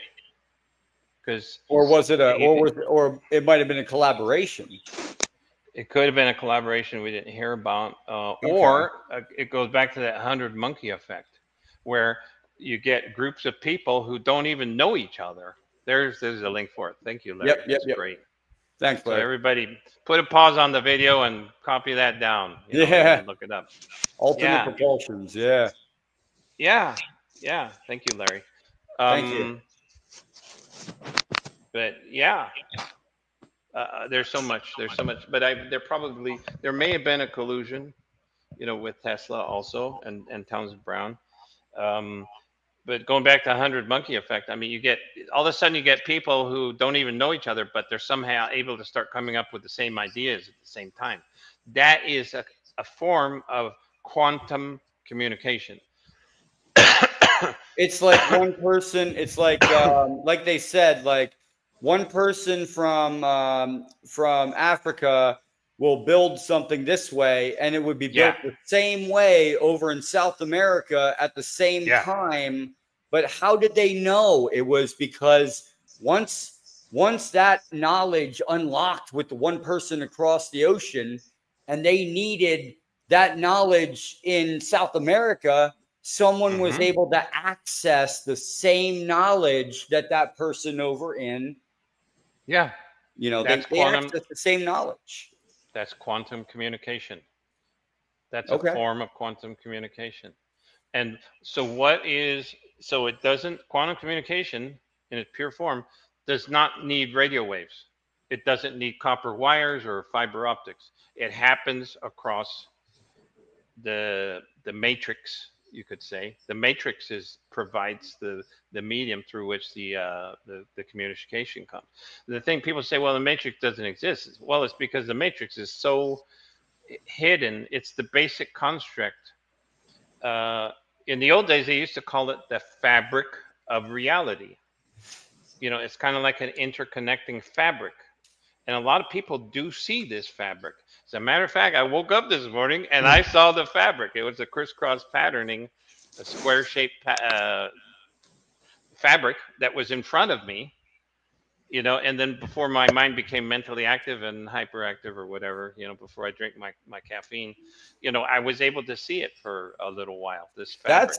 That's the simulation effect also. Like, and I go over that as well. Like, all right, your brain is the CPU of the computer.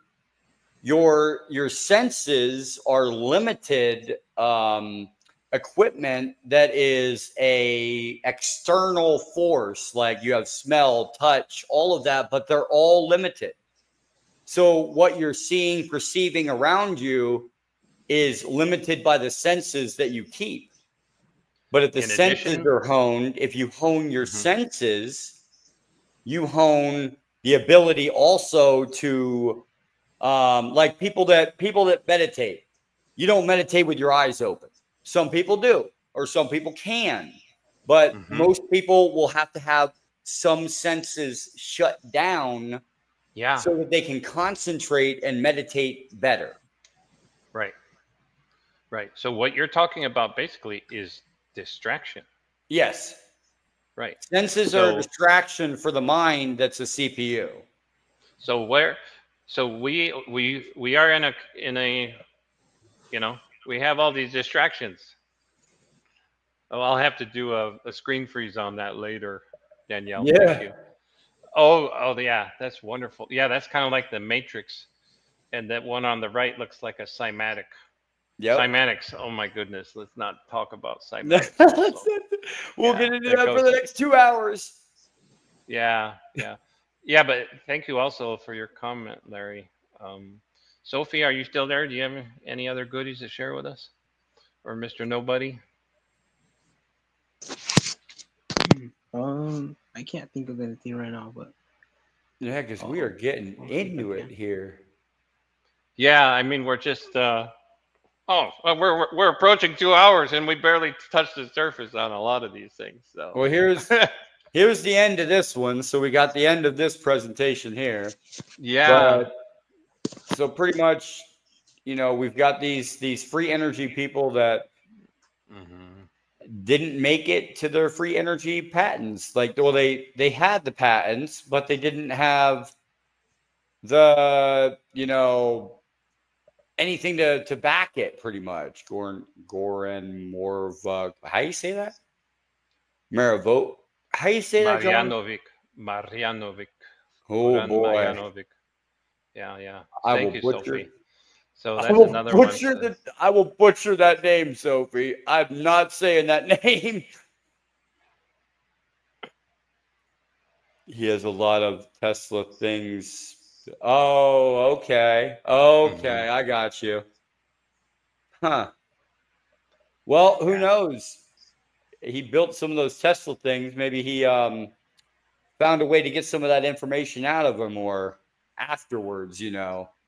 Yeah. Oh, yeah, here we go. Oh, man, I was going to get into this too.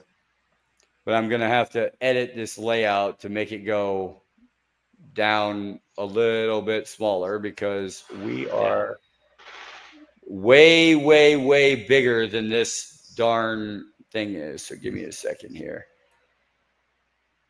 All right, save it, update. There we go. That's better. So what's that a map of? Locations for what? This is a map of every deep underground military base facility in the world. United States. And we're starting with the United States. Yeah. Okay. And then we have, these are all deep underground military bases. South Korea, Japan, Afghanistan, France, Italy, Germany, Ireland, United Kingdom. There's one in the middle of the ocean there, which if I can read the number is number 23. Antarctica, look at that. There's one. That's just a listing of the known ones. Known, yes. These are all known sites. So what was that 23 one?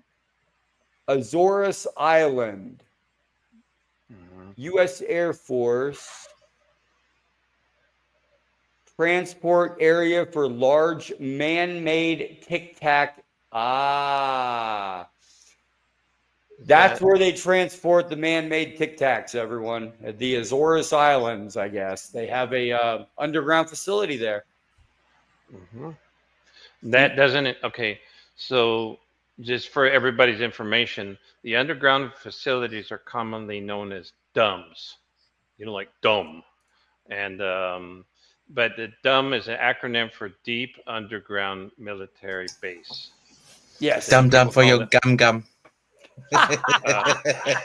Yes, very tasty. Very tasty. Actually, I like chiclets. Yeah.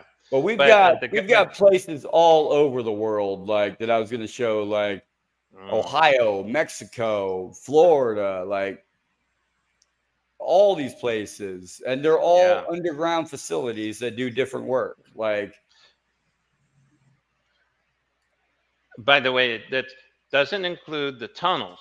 The tunnel systems. No, it does not include tunnel systems that go to different facilities that might not be marked on here. Yeah.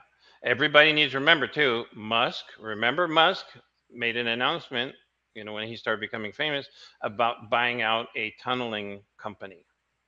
He was coming out with it. And then after that, it went silent. Nobody's talking about these are underground tunnels. So Luke Air Force Base, Arizona. There's one. The Musk company is called the Boring Company. The Boring Company. Yeah, that's what. Wow. Boring and dumb. Boring. Hey, we're gonna bore a dum-dum. Yeah.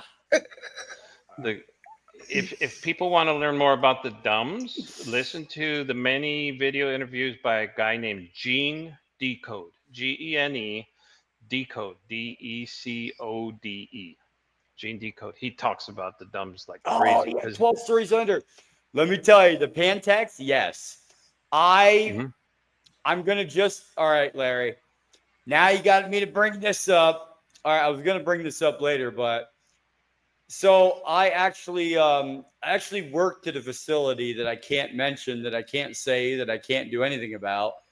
That I tried to get permission. Okay, I tried to do it the right way, like everybody else. And this is what they told me. I'm putting it out there because I wanted to talk about some of this stuff that I was in. You understand? I was in, I'm just going to say how many programs I was in. I was in 8 different programs that were some white and some that I got out of because I found out later what they were doing. But I was not allowed. It's right there. It's right there on the screen. You try to do things the right way, okay? And you try to go through the civilian people. This is the policy lead for the publication of security review for the Pentagon, okay? I wanted to get permission to talk about some of these programs that I was involved in. And they told me, nope. They said, look at that. They said, non-disclosure you signed is a lifelong obligation. Lifelong. To shut your mouth. Exactly. But you know what? I got to go by what they say for right now until this new, I'm waiting. I'm waiting and I'm biding my time because when this new Whistleblower Protection Act comes out, if it does, I'm going to be first in the line. And this is for everybody out there. And everybody seems to think like military people are out there and they know things. They do. There's a lot more people than just me that came out of the military that know things that don't keep their mouth shut because we've been followed. You know, I have videos of people following me. And I'm not being paranoid. You know, these cars had Paris license plates on them. I had a state police officer do a background check into the license plate of the vehicle, and they couldn't find a match in the system. It was diplomatic plates, and they couldn't run them any further. Yeah. Go figure. Yeah. You know, my wife's email has been hacked into. My bank account has been hacked into. My wife's bank account got hacked into. We even sat there, John, okay? No, I'm not even kidding you right now. My wife had her phone opened, and we were physically on a program on her phone, on her banking app. It uninstalled off her phone. Yeah. And when we tried to go on Google Play Store to reinstall it, it said it was no longer available for her phone. Yeah. What? Yeah. So and it's still no longer available, she says. Like, these are the kind of things that people can do to just say, hey, we're right here. We see you. Just as long as you're quiet, you know, nothing's going to happen. Right. Right. So, but always remember that there could be a good angle to that also. I mean, there always is. It could be the good angle being that it could somebody be on the they sit there and they look and they're like, this guy is reliable, trustworthy.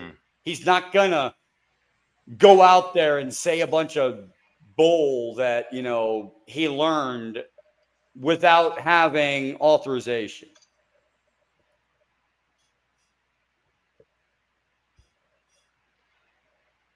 Yeah. Hey, why don't we talk about the stuff, like the really fun stuff, like the UFOs, okay?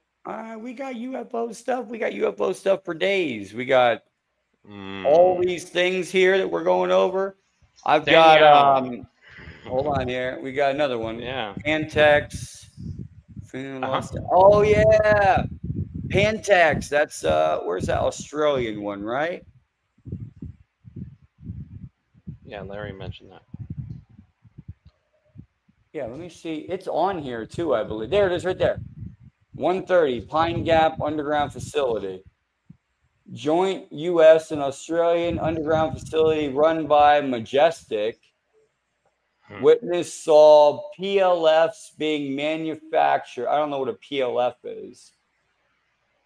Being manufactured at this facility used PLF means programmable life forms. Oh, used in military fake ET abductions. Ooh. Right. You know the small grays? They're called the small grays. So Danielle has something to say. Yeah, go ahead, Danielle. Yeah, can you hear me now? Yeah, I'm just using the system mute instead of that mute. So are they doing this, Danielle, the programmable ones, to bring fear to people? Yes. Bring the fear narrative? Yes. They also kind of really affect them badly. That they feel it's real, like because it is a real real event that's happening, but it's not from off-world. It's not Elohim or Sky Nation. It's on this planet, and they do it. And one of the giveaways is one of the people on X were talking about triangular UFO. And that was kind of like a giveaway because, you know, most triangular UFOs were TL3Bs type things. So that was like a giveaway that it wasn't really off-world. And also another giveaway is he described the interior of the craft. It's very similar to the off-world, but there's certain features, certain things which I express in my artwork that he doesn't know.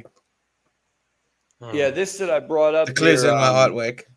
this that I brought up here, Lady Daniel, real quick, since we're talking about UFOs and UAPs. This was a lab sample ran by MUFON in the MUFON lab of the UAP landing site that I actually got injured at. You can see titanium, Fe iron. You've got a bunch of stuff here. Rubidium. There's a bunch of different chemicals that were found in the soil, actually, where the UAP landing site was. And I wanted to bring this up. And then the lab actually found it was scorched from the inside to the outside, meaning microwaves.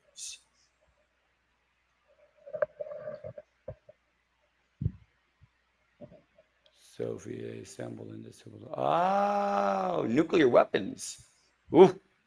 Well, I mean, that is one thing you want to stay away from, and we should have stayed away from. I don't understand why we were so obsessed with going nuclear. No, nuclear weapons are a bane to any kind of humanity. Has he lost his signal? Has John lost his signal? Or? He might have. He might not have. I'm just. It's pretty weird that I would get kicked and then he gets kicked. I mean, it's the times too. You know, you have people that always want to sit there and have. I guess they're watching you. You know what I mean? Or watching you. I don't know. You can feel it. You can feel it. Like, let me show you here. I was going to show you another one here. Here's a picture, okay, of the circle impressions that were on the ground, right? Of the UAP landing site that I was at, right? Mm-hmm. Here's the flare, the same thing. Okay. You can see the heat. Yes. The heat difference. Yes. Now this was taken hours later, like 9-10 hours later, and it's still that hot. And then once this happens, right, I go and I'm like, okay.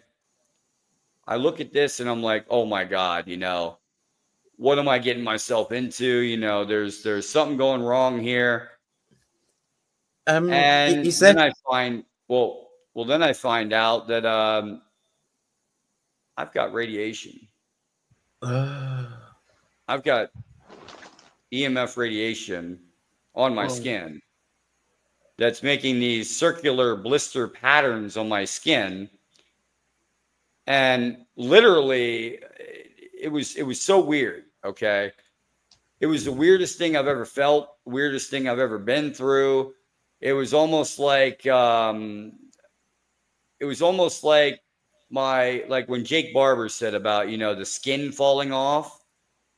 Like it was a circle like this, and the center would heal and it would fall out.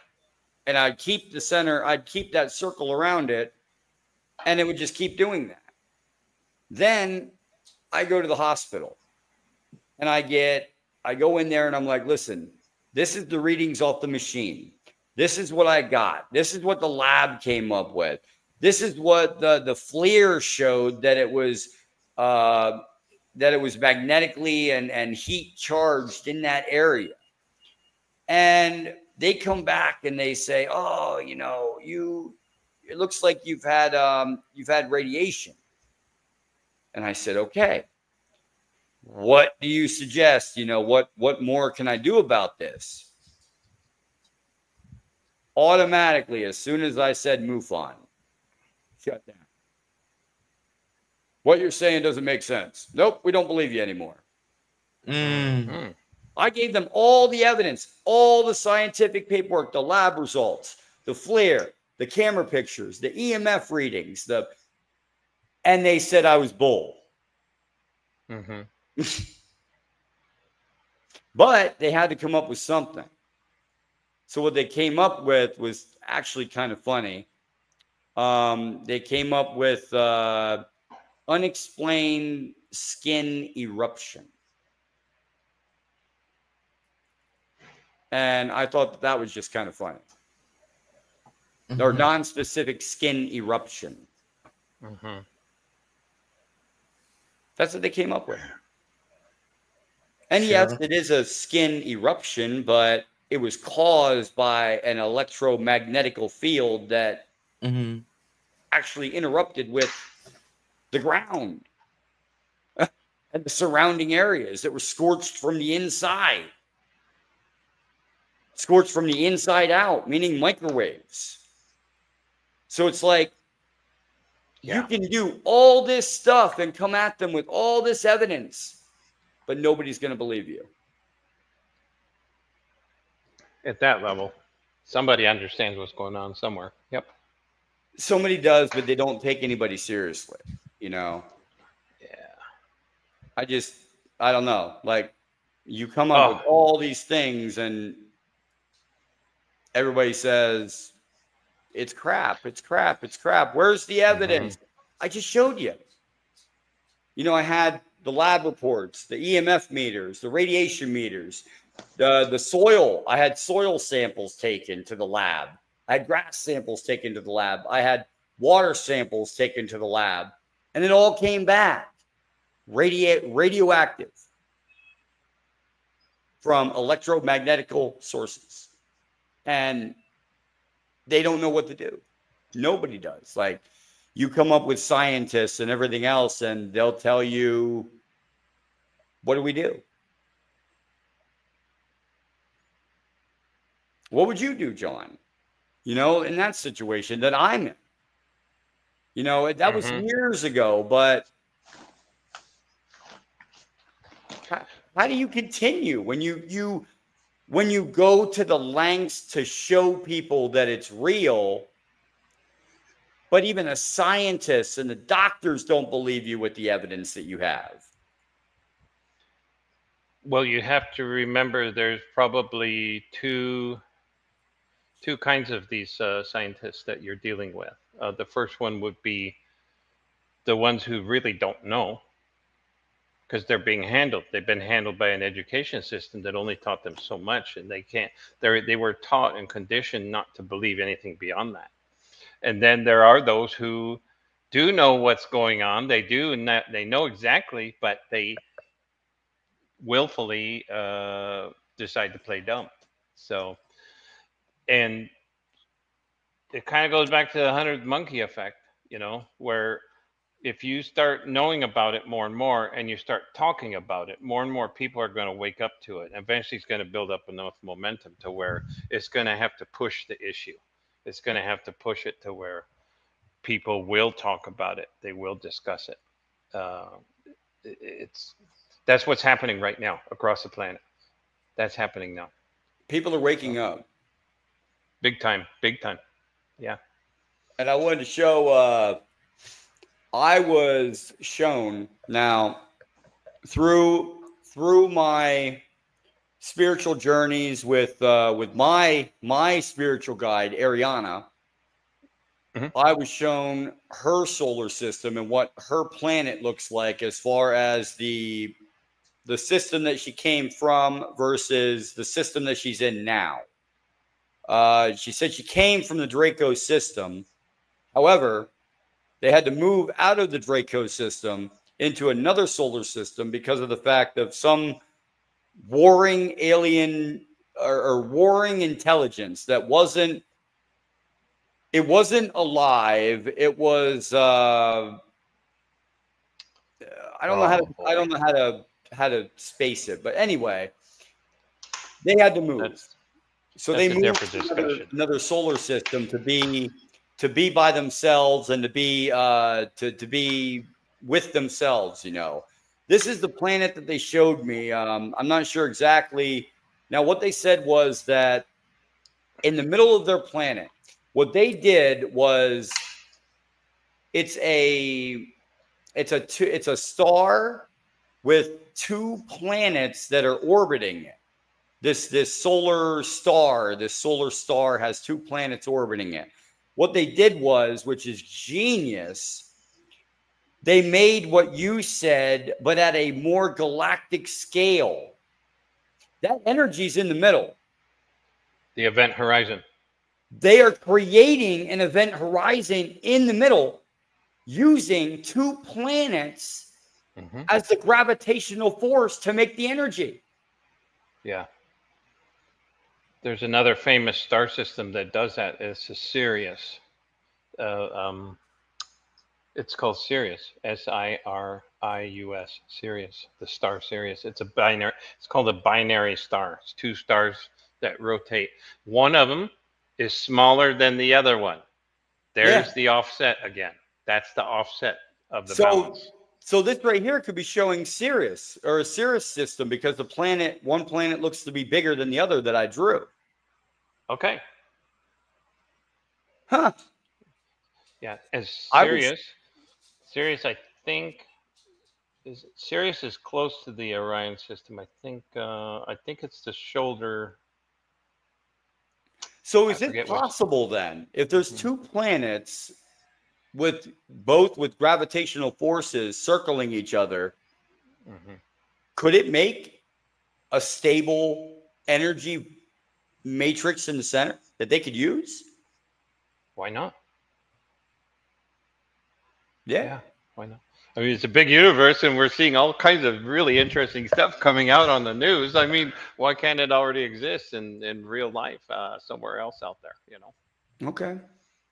I mean, this is what I was shown. I mean, I was shown this months ago. I was just starting to think about like energy programs and getting into it, and then I got showed this, that they had to move from one solar system to another, and then they had to, when they moved to the new solar system, they didn't have the energy resources to continue with what they were doing, so they had to manufacture. So they took a planet.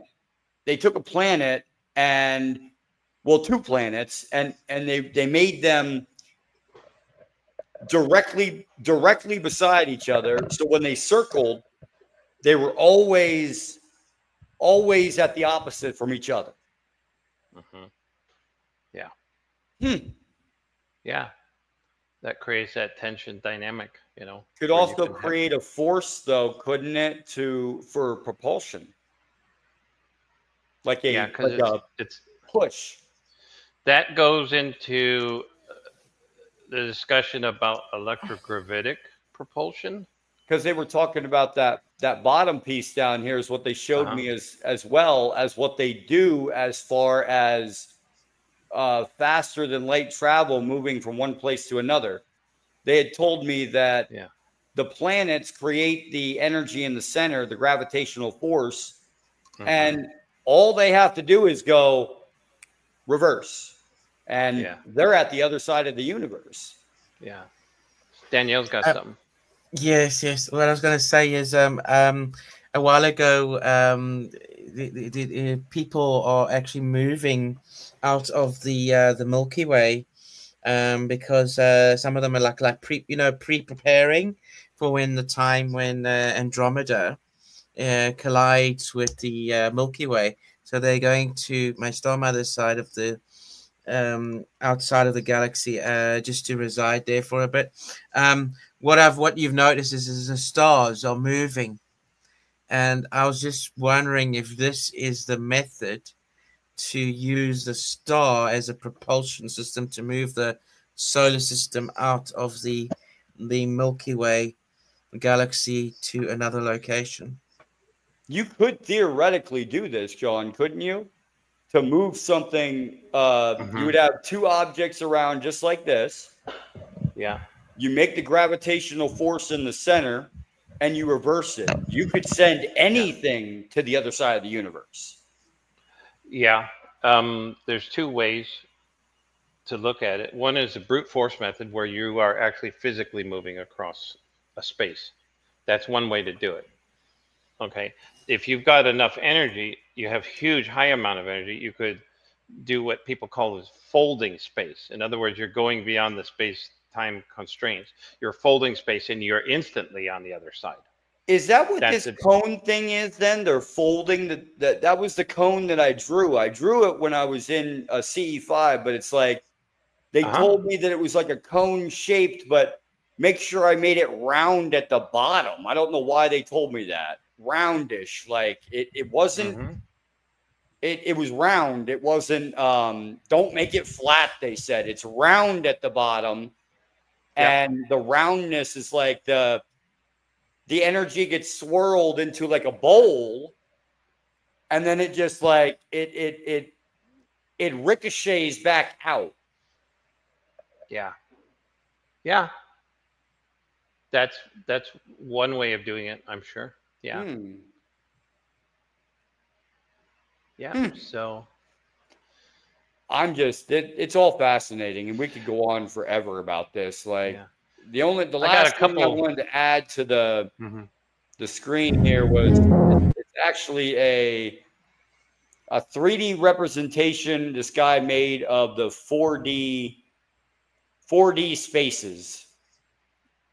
Oh yeah. Mark Namor. Yes. Yeah, he did that. Yes. This is really cool. I mean, I want to see this in real life though, but I watched this and I was like, wow. Imagine just put somebody in the center of that cube and see if they could find their way out. Yeah.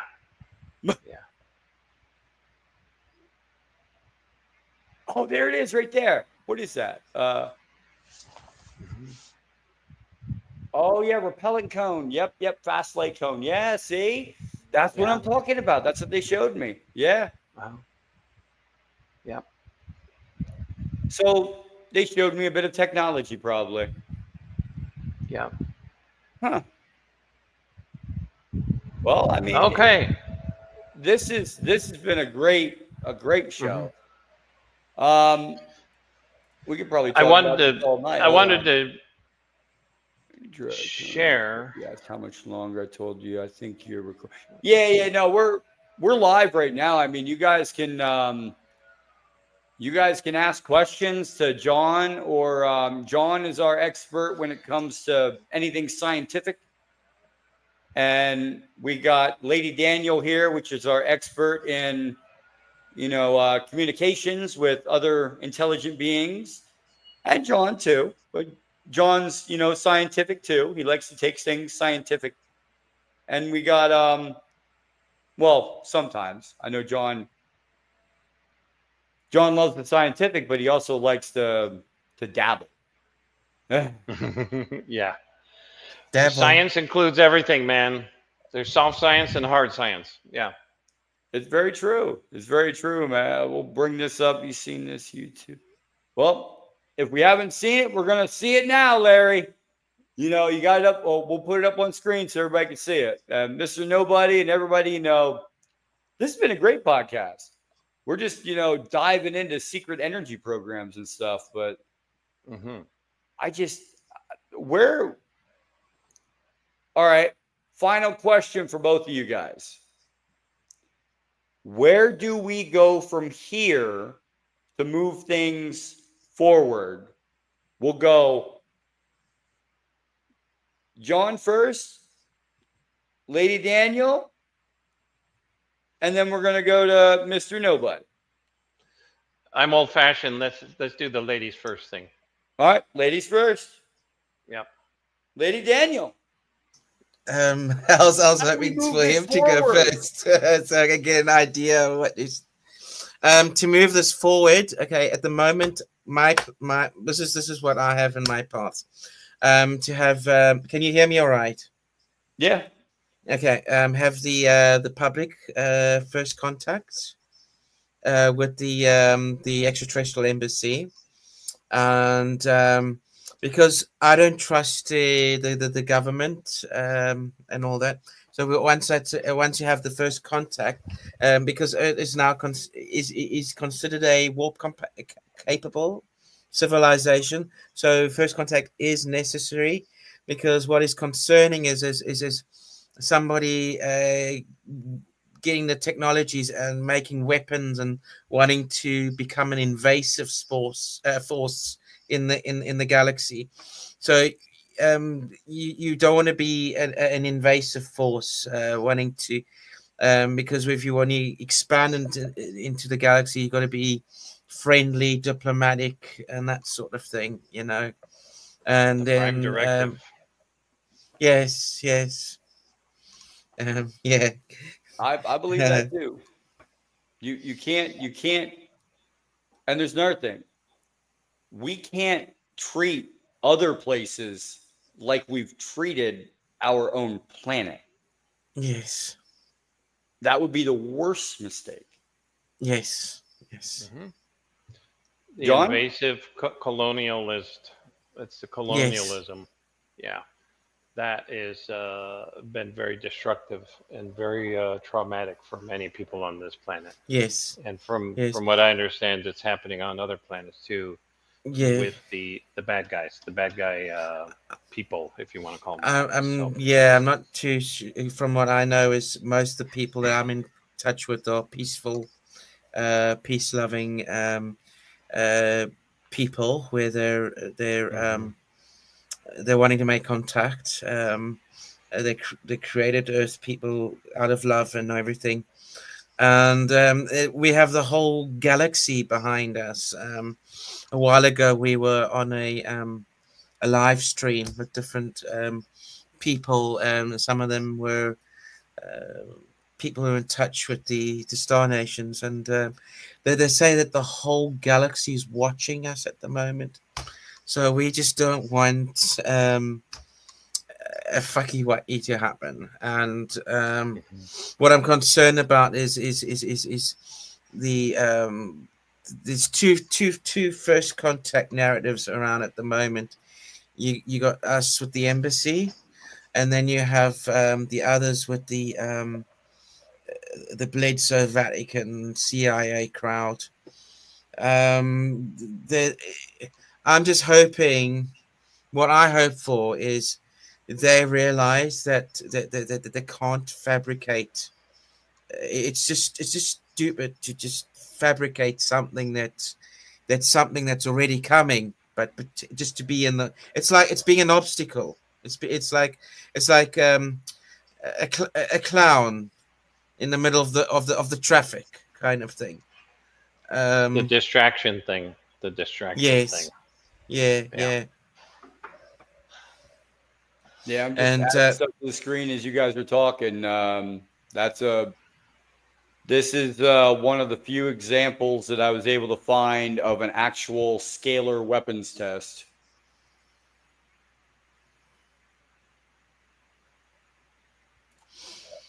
Yeah. So is the laser or is the energy shooting up from the ground up to the sky, or? It's a directional beam. I'm not sure exactly where the underground base is that it's coming from.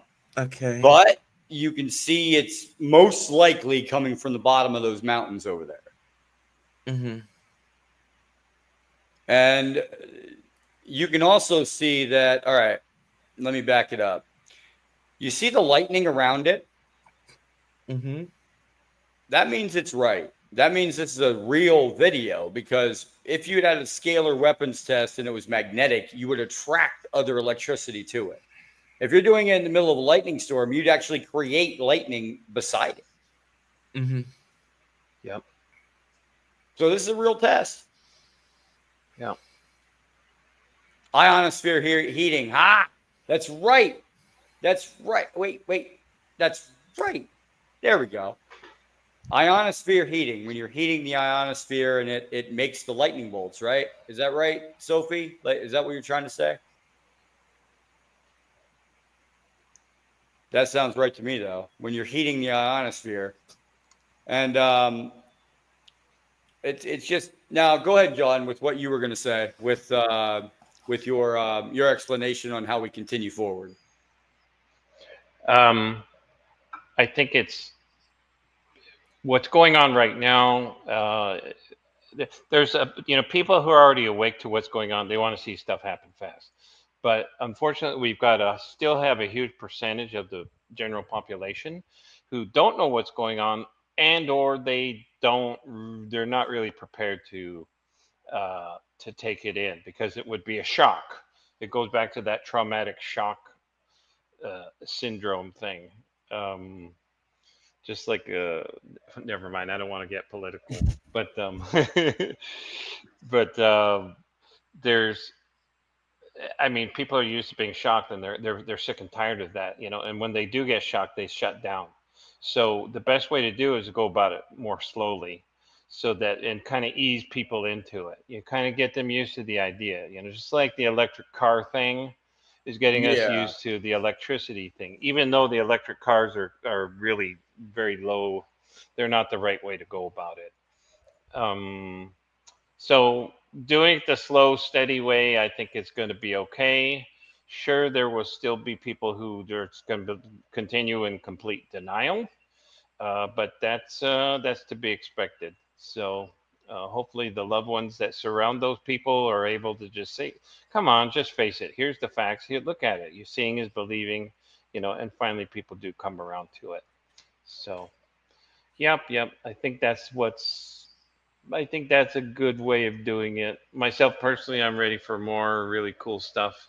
And by the way, if you want to contact me, feel free, because I would love to get involved with some projects. Which, by the way, you know, I'm working with Jay on the Project Contact project.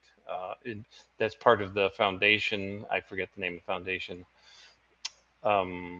Vertex Foundation. Yeah. And I'm actually, Lady Daniel, now that you mention it about the extraterrestrial embassy, I am in contact with the communications officer for the extraterrestrial embassy, because we are going to try to partner with them and see about doing machine-based communication augmentation for communication between UAPs and us.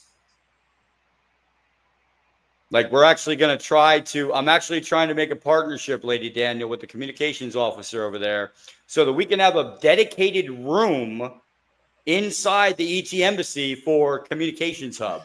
You go in, you sit down, you will put this device on your head, you will lay back, turn it on, and you'll be able to communicate with an extraterrestrial, with an intelligent species. That's what we're doing. And it's not, it's not to say that people can't do it on their own. It's to help with the process of pushing us forward to peaceful contact. So what you're trying to do is simulate the experience I had when I was communicating with the mothership, and the lights were moving when I was. Yes, we have. We're working on. Well, we can't get into the yet, but what I'll say is that the machine that we're working on, the brainwave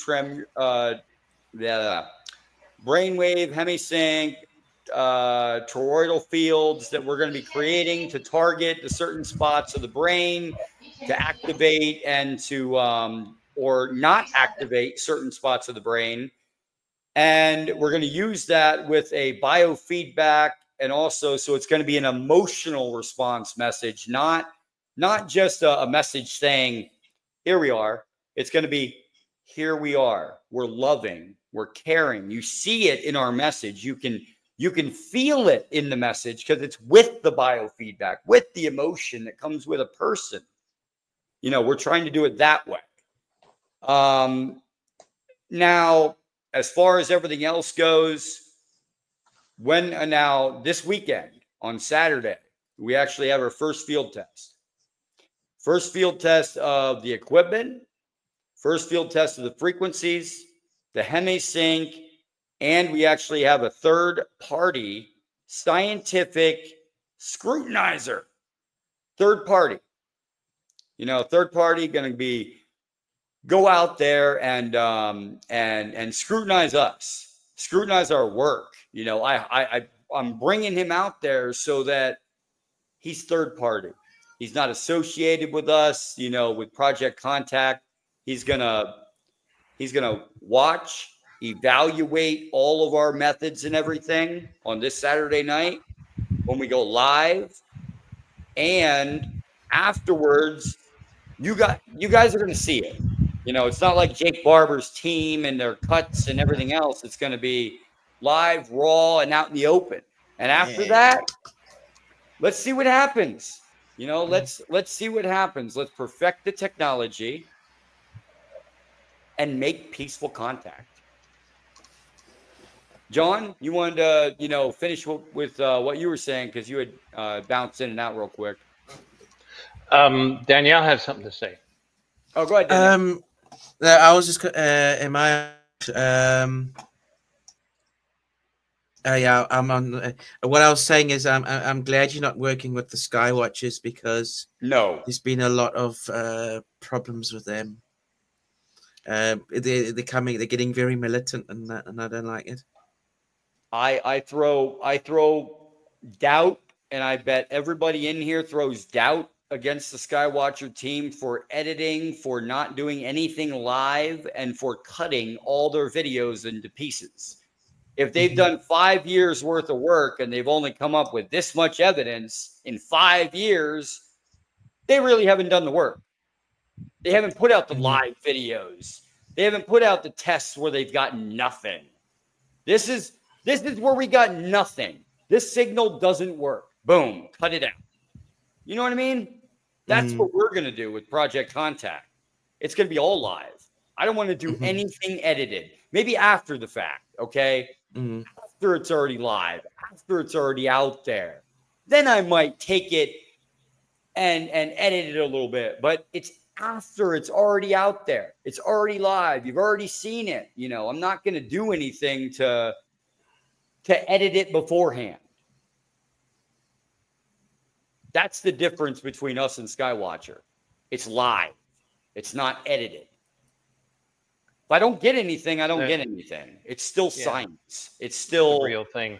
Yes, it's still getting down to the core of what we need to do, and that's show people that it's real, that it's happening, not a cut, edited commentary version of a video that I think you made in your mom's basement.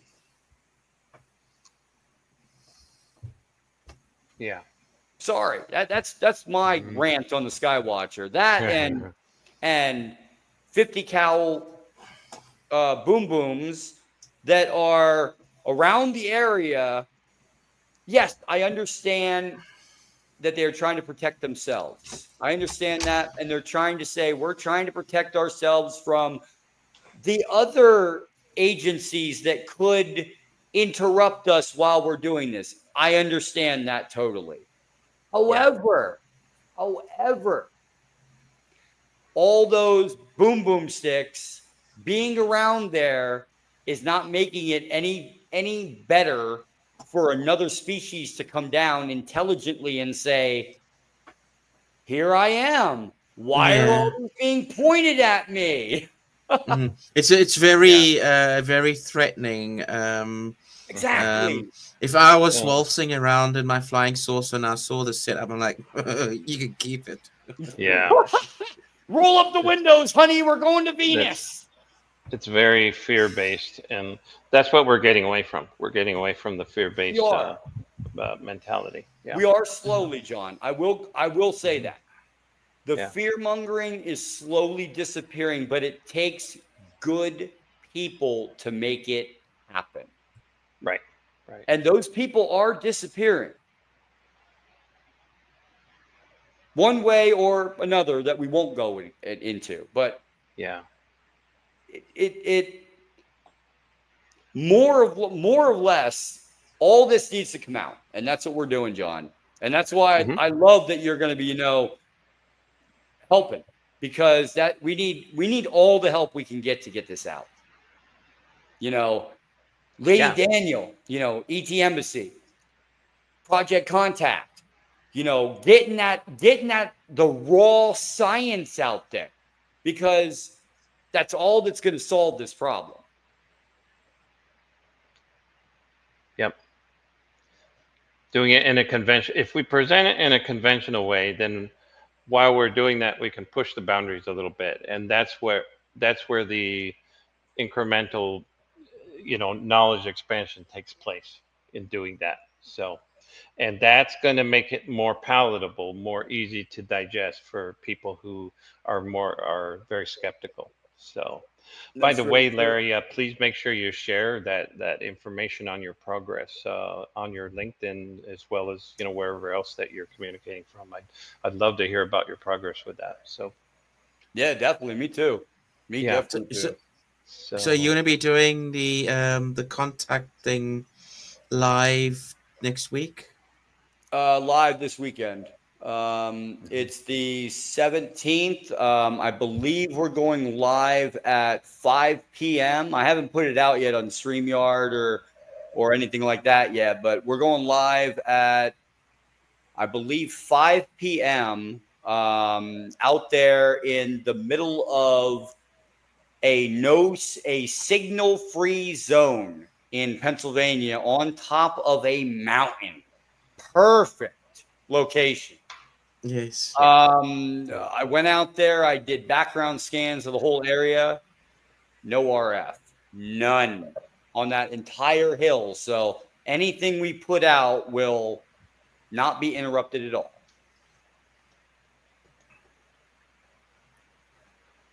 Yep. So that's Saturday. We'll be doing that. And I also put out this on the screen. This is a base I found in Pennsylvania, actually. Another deep underground military base that you can look up yourself. Nothing to hide. Right there's the location, right on top. Put in those numbers. If you look up those numbers right there and you pinpoint it right on that, you're going to come up with this picture right here. It's a road. But if you look at this, where's the road going to there? There is no road going there. It's all forest around it, right? But you go in closer. Oh, what's that? What's that right there? It looks like if you go to the right where that shadow is right there, there's a door there that goes underground.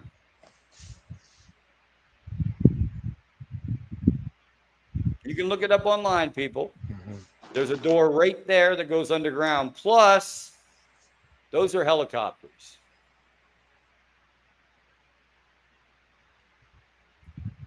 That are on the ground here. So the only way to get to this base, helicopter. Because there's no road going to it. Go ahead, John. Gotta go. Oh, yeah. All right, John. It's nice having you here. We'll do this again. Okay. Bye, John. Thank you, everyone. Thank you so much for coming. Oh, definitely. Thanks, John.